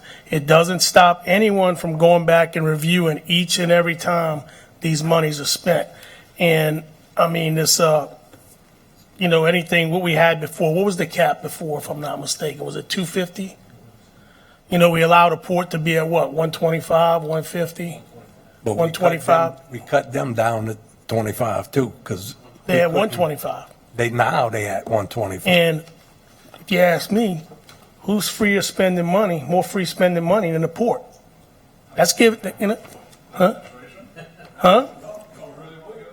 No, I'm talking about if we cap it to 25, then in the port, but I get it. Look, I'm just saying, I hate to get in a situation where we need to make a decision and then it's got to wait 2 weeks to come back to us. If not, we're going to be holding emergency meetings so we can make these decisions. So we hold emergency meetings for other things that doesn't have nothing to do with spending money. I'm just saying. Then they're going to work on making the budget better if they want to spend money. I'm not defending the president. I'm defending the system of how it works. That's all.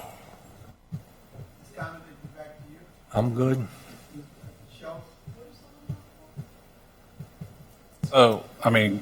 Cognovich pointed out last year we did the water rate study for $30,000. We never knew it was even going on because it never got an appropriation. Where's that money going to come from? At some point, we're going to have to do a budget amendment for that $30,000. So, you saw the list of contracts or amounts over $5,000. Look at all that. Do you know where all that money's going? Millions upon millions. So I'm tired of, I know Mr. Cognovich has been trying to get answers on professional service, and this is just professional services contracts. I know he's been trying to get answers and he hasn't gotten answers, and I'm like, we got to, at some point, say we're going to be oversight, governance, and we set the budget, but we got to know what's going on. So.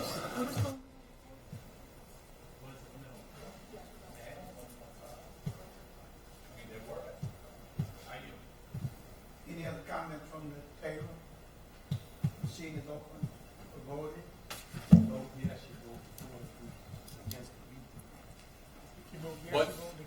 Yes, it's Vote to override the veto. Yes, it's override the veto.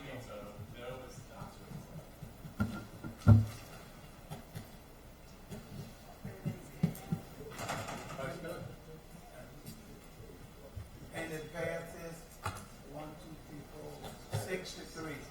6 yes and 3 no. You heard that comment? G, an ordinance to amend the 5-year capital improvements plan, road maintenance parish-wide project, and otherwise to provide with respect thereto. Councilmember LaFrance.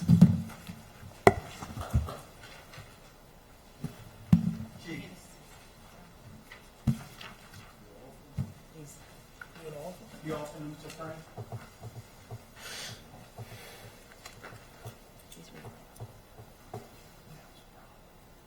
That's for them stripes over there. But you deferred that one.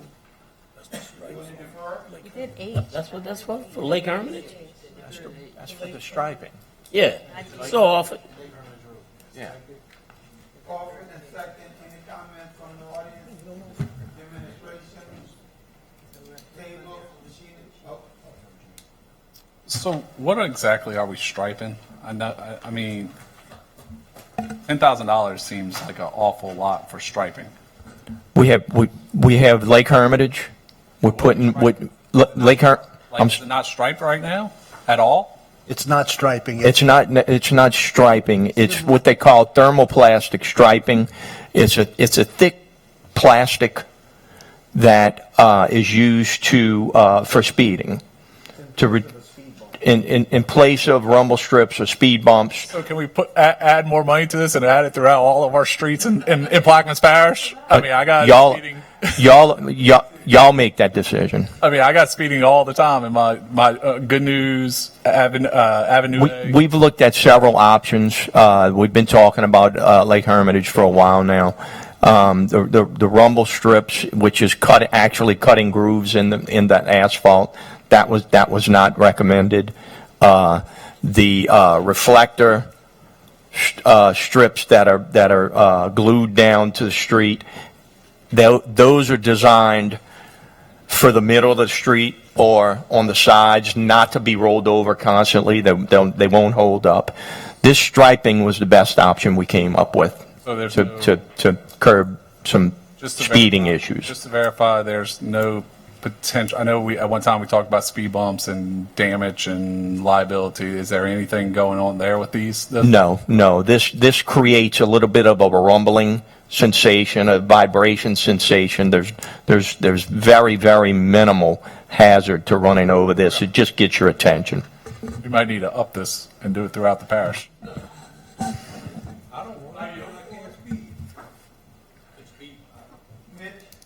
Yeah, and it's, to my knowledge, this is to slow people down on Lake Hermitage Road, right by the bridges, if I'm not mistaken. I know we got speed limit signs there right now. They don't seem to work. And who's actually speeding back there?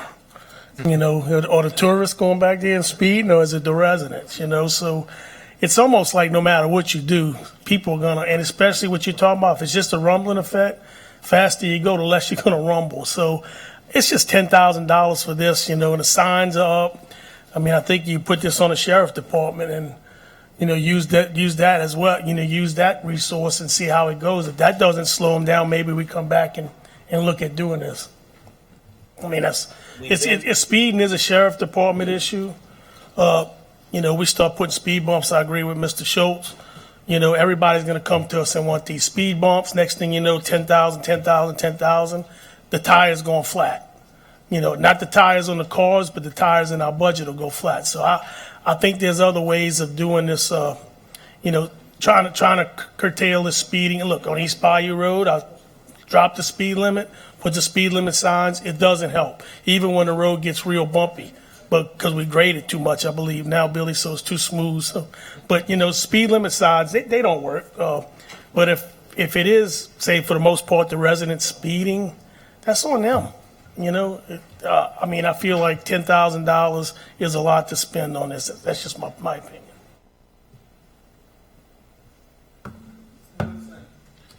Thank you, Mr. Chairman. I do understand the plight. I do frequent Lake Hermitage a little bit. Again, though, the speeding and stuff is not a government. It's not a government entity, not something the government should be handling. We post speed limit signs. We have things that this is a.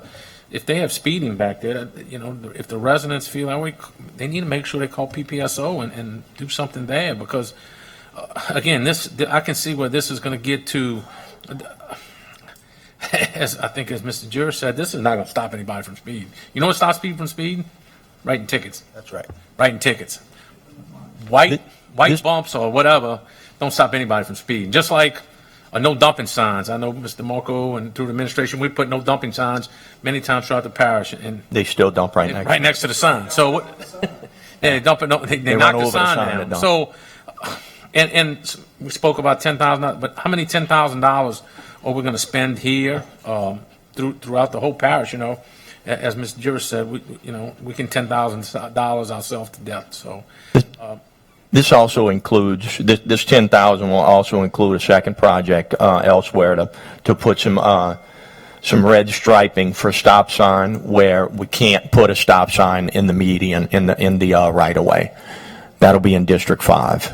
Some yield signs on the road and stop signs. Wait a minute. Explain. So we have a. Wait a minute. You lost me on that. So we need a stop sign, but we can't put a stop sign up. Is what you're telling me? Is what you're saying? It's in somebody's. It's in a commercial driveway. Is that commercial? We got. I don't. Yeah. So I'd have to. I'd have to get.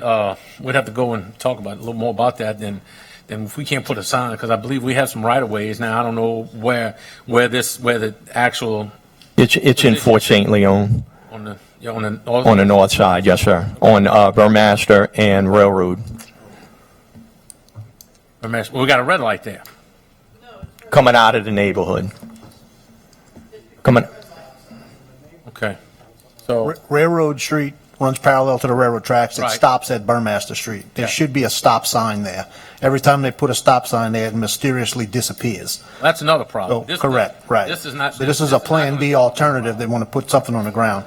People are going to run the stop sign and the thing because that's just how they are right there. Yeah. And Okay. the property, it's an issue with the property on the corner. There's been a stop sign there for years, and then it disappeared. And I understand. Well, I understand. I understand. Thank you. The idea of thermoplastic striping to slow down speeding, we need to stripe all of Woodland Highway then. It's not going to work. And, I think, Mr. Newsom touched on it. That's a law enforcement issue. Hell, they just got a tax. They just got raises. They should be able to do more law enforcement. That's their job. To spend this money on striping, I think, is a waste of taxpayers' money. A red stripe on the ground, I understand it, but no one's going to understand what that even means. How many times have y'all walked through white striping on the road? It means you got the right of way and almost got hit by a car. People don't know what any of this means. So a red stripe ain't going to solve anything. And anything will be a red stripe on the ground and just speed over. If we have a problem with the stop signs being stolen, I'd rather you put a camera up there and catch who's stealing it. Buy a camera for cheap. Ring camera, $150. I'd rather that than $10,000. Look, we need to spend our money wisely. And as we all alluded to, at the end of the year, we're going to have to do some budget reconciliation. Now, public safety is no joke. We need to get this right. If they're speeding back there, that's an issue for the sheriff's department. If we have issues where we need a stop sign and we need proper signage, we need to put that signage up because that's what people recognize and they know.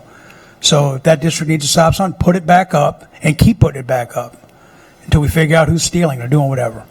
But I can't support spending $10,000 for striping on the ground that will just speed over and won't even know what it means. I yield.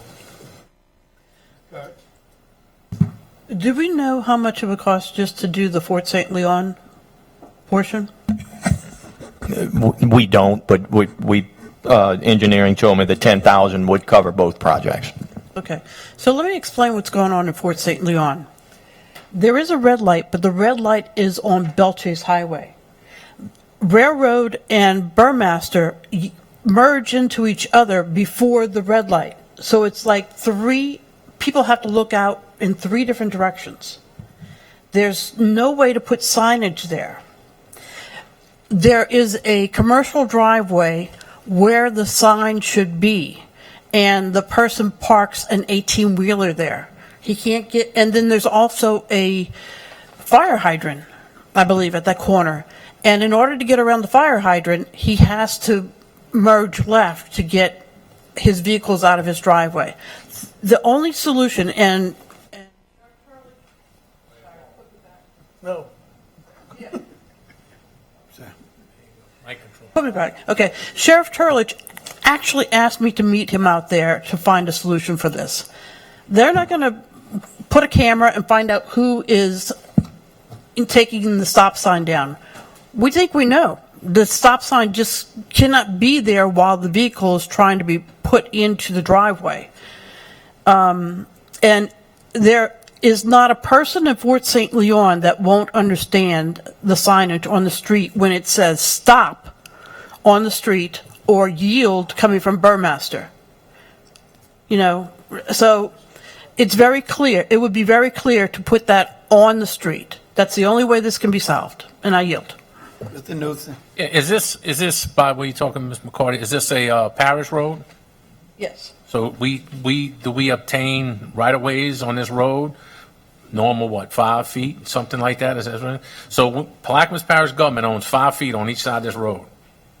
We can't put a stop sign within 5 feet of the road? To get the driveway, to get in there, there's no servitude for the guy. Is that correct? No, it's not correct. There is a servitude. There's always been a stop sign there, but it becomes an issue for that property owner. The property owner has big trucks, right? Big dump trucks. Who's removing the sign is really irrelevant. The sign should be there. It's against the law to remove it. So that's a Jerry Turlich sheriff situation. Who puts a camera there doesn't really matter either. Now, I understand Mr. LaFrance gets a ton of calls about Lake Hermitage Road. That's how all this started. And I didn't know that got lumped into it, but there was also discussion that Plenary was going to put that striping down at Railroad. This is the first I heard that we was going to do it. My personal opinion, now Mr. DeMarco has engineering and sign department and all that. There should be a physical stop sign there. There should not be a stripe painted on the road. I have a picture of when the stop sign was there. They won't put it closer to the street. And because he parks his truck there, you can't see the stop sign until you get on top of it. Well, then he shouldn't park his truck in the servitude either. It's no different than the business around the corner. Correct. The stop sign is not the issue. The property owner is the issue. We're trying to appease the property owner, and we're doing it backwards. Yeah. So he won't be able to put a truck in his driveway? He can put his truck 5 feet over maybe. It's all a rock yard. There's no driveway. It's a rock yard. It's rock on side of the road. He's got a driveway behind the truck and a driveway around the side of the truck. You know, he owns the whole corner, right? Yeah. And you've been there. You see where it's at. It's just that when he goes in and out wherever he wants. He doesn't have a single designated driveway. Okay. Okay. That's then me. Mr. Turlich is going to have to take care of this. I agree. What's your, Mr. LaFrance, you want to go with it? Move on with it. Okay. Any questions from the audience? Administration, machines open.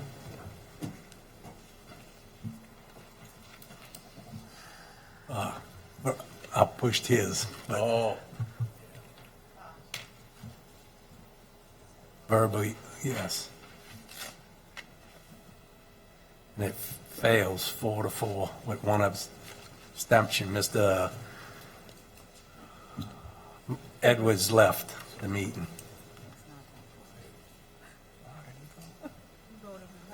Bad timing. Next item.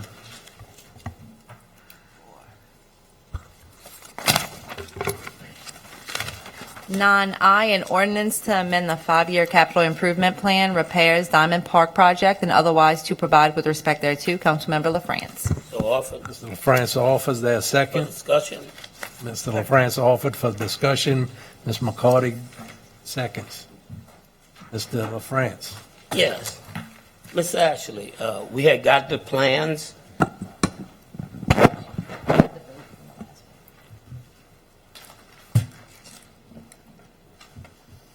Yes, we have the plans. Okay. And the projected cost was $394,000. Correct. That's including the fencing project as well. Okay. And presently we have $246,428 that's budgeted, and we are in need of $150,000.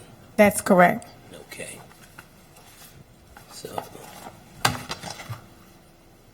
So at the next council meeting, I expect to move on it. Okay? Any questions from the audience? Administration? Table? Next item. J, an ordinance to amend the 5-year capital improvement plan, camera inspection, Milan, Caroline Drive project, and otherwise to provide with respect thereto. Councilmember Jurisic. Mr. Jurisic offers there a second? I'll second. Mr. Jurisic? Yes, this is, Q-in. On? Okay. Yes, this was, asked for by, engineering, because we looked at Milan Drive and Caroline Avenue are getting in pretty deplorable shape. And, you know, we got, we have an ordinance to try to appropriate money to do this, but they wanted to do a scoping of everything, all the drainage stuff before we do it, so they can get more accurate figure of what it may cost and see what kind of damage is underlying. So I think, you know, engineering asked for this, and I think it's appropriate we do that before we put up a bunch of money that we may not need or may need more. Thank you. Any questions from the audience? Administration, table, Dr. Gouy? Yeah, Mr. LaFrance had an item for Milan Drive also, didn't you? Yeah. Milan, is this like a dual thing? Is it coordinating the two? What it is okay. We're going to do the camera first to see how much damage it is, and then we're going to come back. So we're trying to get the first base. Mr. Champagne? Yeah, that's a very smart course of action because we just did this in Southern Oaks. We were going to resurface the whole thing and decided to go with the camera. And I think a couple of you guys sat in there and we looked at the photographs and saw the reveal that these steel pipes were significantly compromised. And had we went ahead and moved on the project, we would have spent money and had to go tear the roads up to repair the drainage. So this is a very smart course of action, was to go in there and find out exactly what we have and then repair it once and repair it the right way. I yield.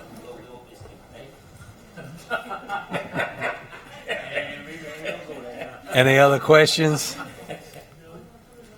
Mr. Champagne, you hit the nail on the head. That's a prime example where engineering was 2 steps ahead of the game. You have drainage pipes, sewer pipes, and giant oak trees surrounding this whole area. It makes perfect sense that you have to video it first to see what's causing the problem before you fix the street, and then you still have the underlying issues that caused the problem 6 months later. So that's the need for videoing. All right. Well, when we get to the other parts, I'll ask about videoing. But any other questions? Machines open. Verbal yes for me.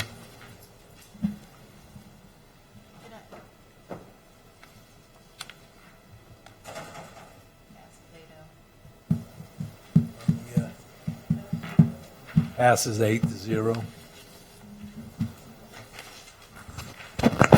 K, an ordinance to amend the 2025 operating revenue budget and the 5-year capital improvement plan to accept a donation from the Empire South Pass Tarpon Rodeo and otherwise to provide with respect thereto. Councilmember Jurisic. Mr. Jurisic offers there a second. Second by Ms. McCarty. Mr. Jurisic.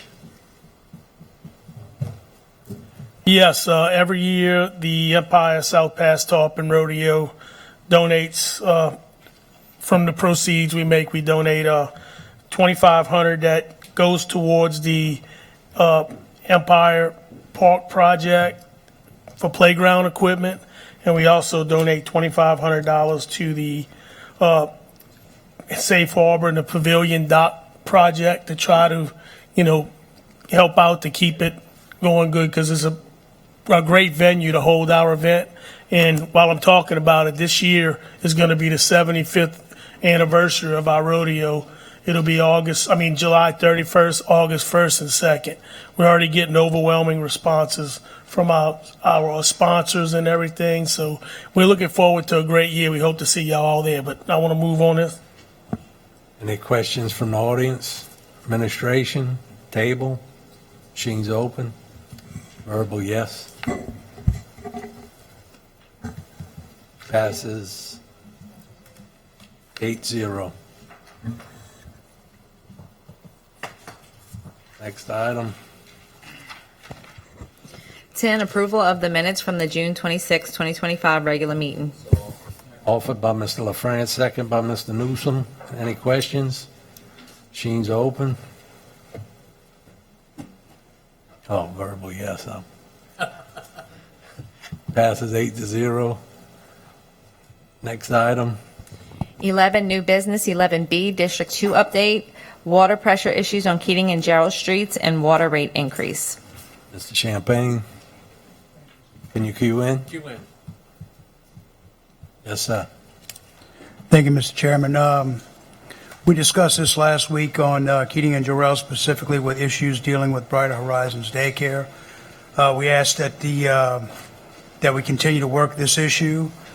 Just to give you an update, I'll give you some background on this. We initially tested this about a month and a half ago, and we met the pressure of 58 to 60 psi. It varied depending on when the test done, which is above and beyond what is required by state law, which is 20 psi. And I just want to paint the picture. We talked about this already.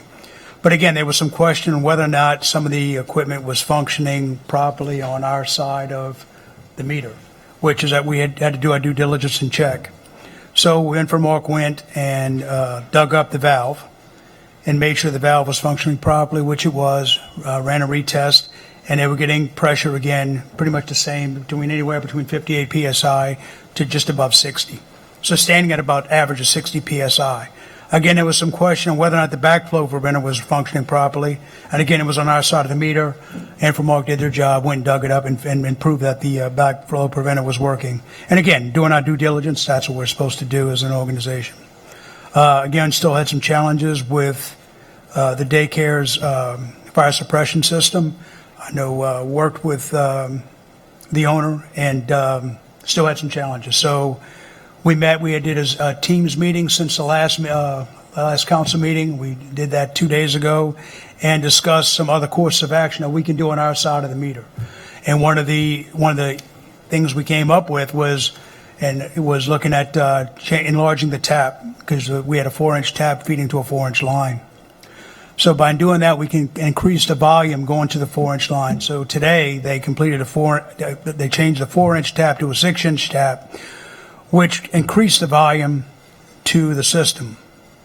According to Infomark, the system is getting enough adequate pressure. Again, I have not seen a test from the owner's plumber yet.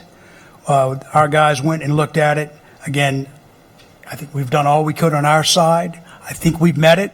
But again, I'm not going to be convinced and can say that we've met the state fire marshal's requirement and that her system is passed. It has improved. We're maintaining, again, on average 60 psi of pressure. I don't know anything on the technical side of the owner of the Brighter Horizons suppression system, but I do know that we're exceeding the amount of water that needs to be pushed out. I think we're there. I don't know. I see the owners here. I see that we have Mr. Morgan here from Infomark. I welcome either to say anything if I've missed anything. But again, on the parish's side, we've done all that we can legally do on our side of the meter. I think we're there. I hope we're there. It's important. And again, I think we took these extra efforts because that's what we do. I know last night I spoke to the owner and she was, upset, and I would be too. And I told her, I said, we're going to do everything that we can do on our side of the meter. And I think we're there. Hope we're there. I think. But again, thinking and hoping is not a course of action. So I know, Jessica, do you want to add anything? Or I know you got your folks who you want to add, they want to come test it. I hope we're there. Mr. Morgan, is there anything I'm missing? He's nodding his head no for the audience. So I think we're there. This is important. I know this has gotten a lot of play on social media and all, but I want everybody to understand that the parish is slow. Parish government moves slow because there are lots of hoops we have to jump through to do things, make sure we're doing things legally and ethically. And I think we've done all that we could. I want to applaud their cooperation with City of New Orleans. The Sewage and Water Board has been very cooperative. They've allowed us to work on their infrastructure. It's their infrastructure that we were working on, making those improvements, and that's why we're slow. We really don't know what they had. It's a lot of discovery learning. Fortunately, we had some institutional knowledge for some gentlemen who worked there for a long time and kind of familiar with the system. So that was sort of the delay. So I want to just make sure everybody understands. This was a good cooperative effort, and I want to thank Infomark for being out there. They were out there today. Last time I checked right before the council meeting, we went to lunch. They were digging. It was lightning and everything. It wasn't stopping them. They wouldn't get it done today. They were determined. So I think we're there. Jessica, call me up and let me know what you reported. I know you're going to have your folks come in, and if we can do anything else or assist on our side of the meeting, we're glad to do so.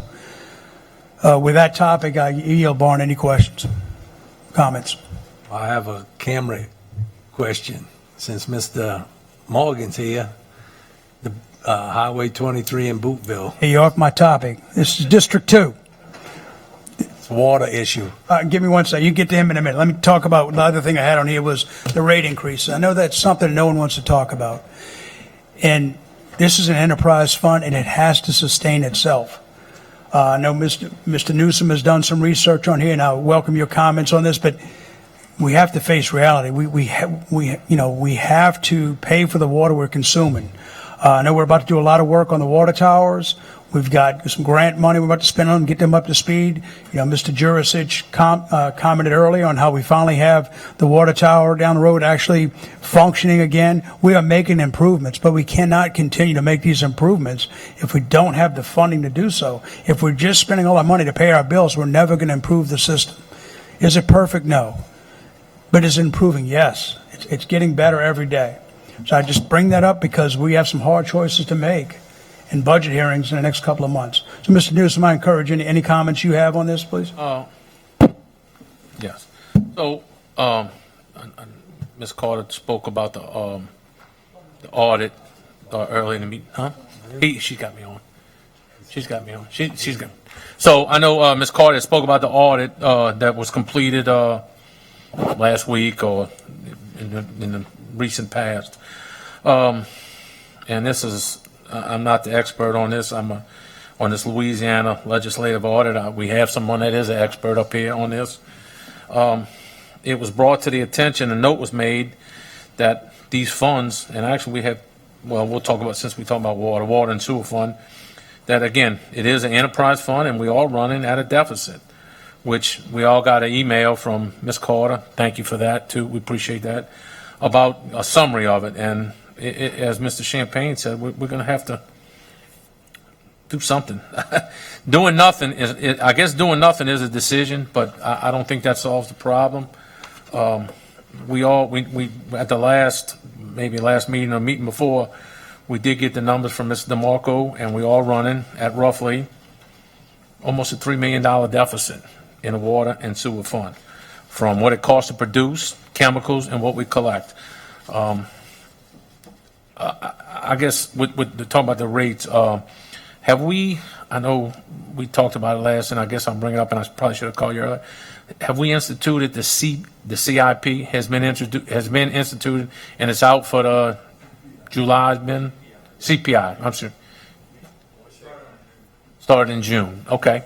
Yeah, it was implemented June 1st. And that's an increase, and it'll help. It's not a lot, but I think it's right under 3%, so that'll help. And I know the software is coming online, should help with billing. So those are some things we can get together. But again, eventually we'll have to get there. The worst case, I'm going to say worst case scenario. I don't know if it's worst case or not, but it's happened before in some parishes where the LLA, which is Louisiana Legislative Audit, has come in and taken over the water. And if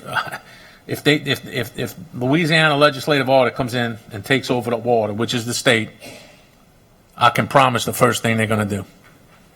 We lose control. This body right here loses control. The first thing they're going to do is they're going to raise the rates. What to what? We will have no say in what they are. So that's on the, I guess, would you say the drastic side of things? I don't want to get there. Will it happen tomorrow? I don't know. Will it happen next week? Next year? I don't know. But we can't continue to run an enterprise fund with a deficit. Thank you. You.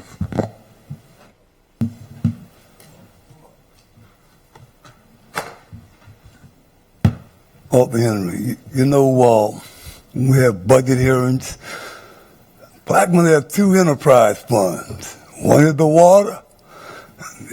You guys know what the other one is. that one's certainly operating way, way in the red. Well, not much at the water, but it's a deficit. It's a deficit. But nobody even want to discuss that one. But they always want to discuss the one where all the people got to pay, and that's the water. You already got a CPI increase, consumer price index deal. I wasn't for that, but Chris, you convinced me. Okay, all right. But man, maybe you guys could afford to pay water increases. But look, a lot of people, man, struggling out here. A lot of people are struggling. Some people could afford it, fine. But I will guarantee you there's a lot of people struggling. Mr. Henry, I agree. And you'll never see me vote for an increase until we find out where 40% of the water's going that we ain't getting paid for. And then the camera system on Highway 23 where the sewage is eating the shoulder out. Mr. Morgan, got any? You talking about the shoulder of the road with the mailbox? Yeah. So is that what you meant about video? Yeah. So they, if I remember correctly, engineering did have that company video that one, but they had to back out because they had too much water in the line. And I'll follow up with them to find out what their plan B was to go back and check that. They have a contractor working on that. I don't think Infomol's doing it in-house. Y'all said they had a contract, but y'all didn't know what was going on. And I mentioned right above the Bootville School, the shoulder's falling in there too. Not as bad as the one that down the road, but. I've only talked to them about that one that you and I talk about, but I'll follow up on that. All right, thank you. Any other things to come before the council?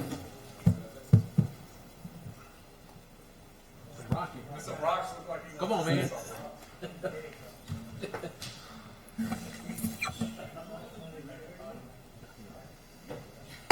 I didn't know the public could speak on this part.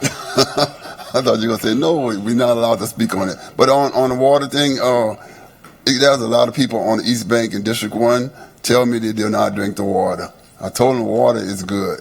The water is good. It's just that we still got some bad piping. But they are paying money out of their pocket to buy bottled water. So there is They drink ice in their drinks? Well, I don't. Comes from the same water.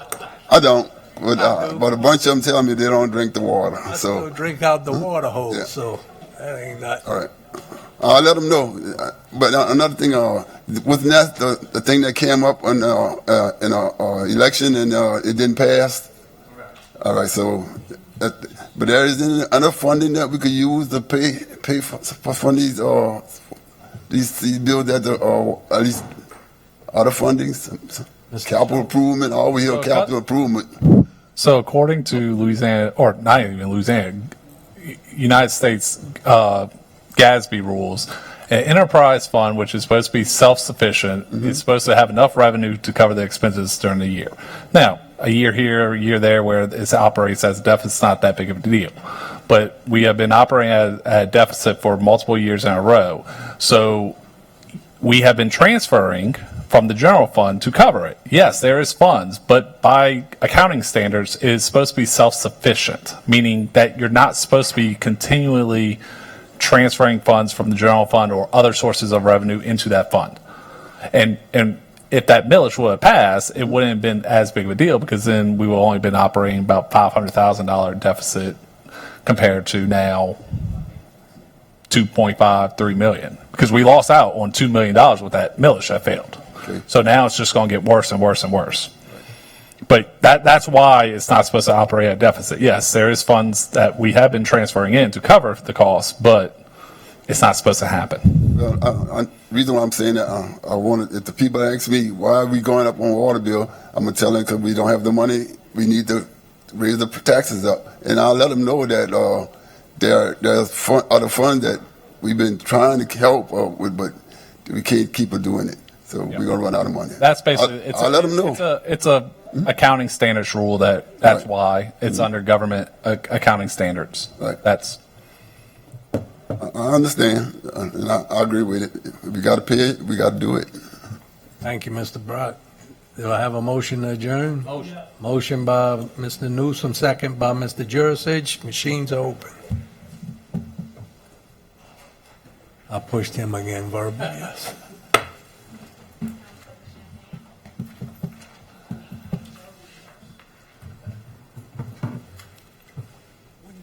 It passes 8-0. We adjourned at 4:24 p.m.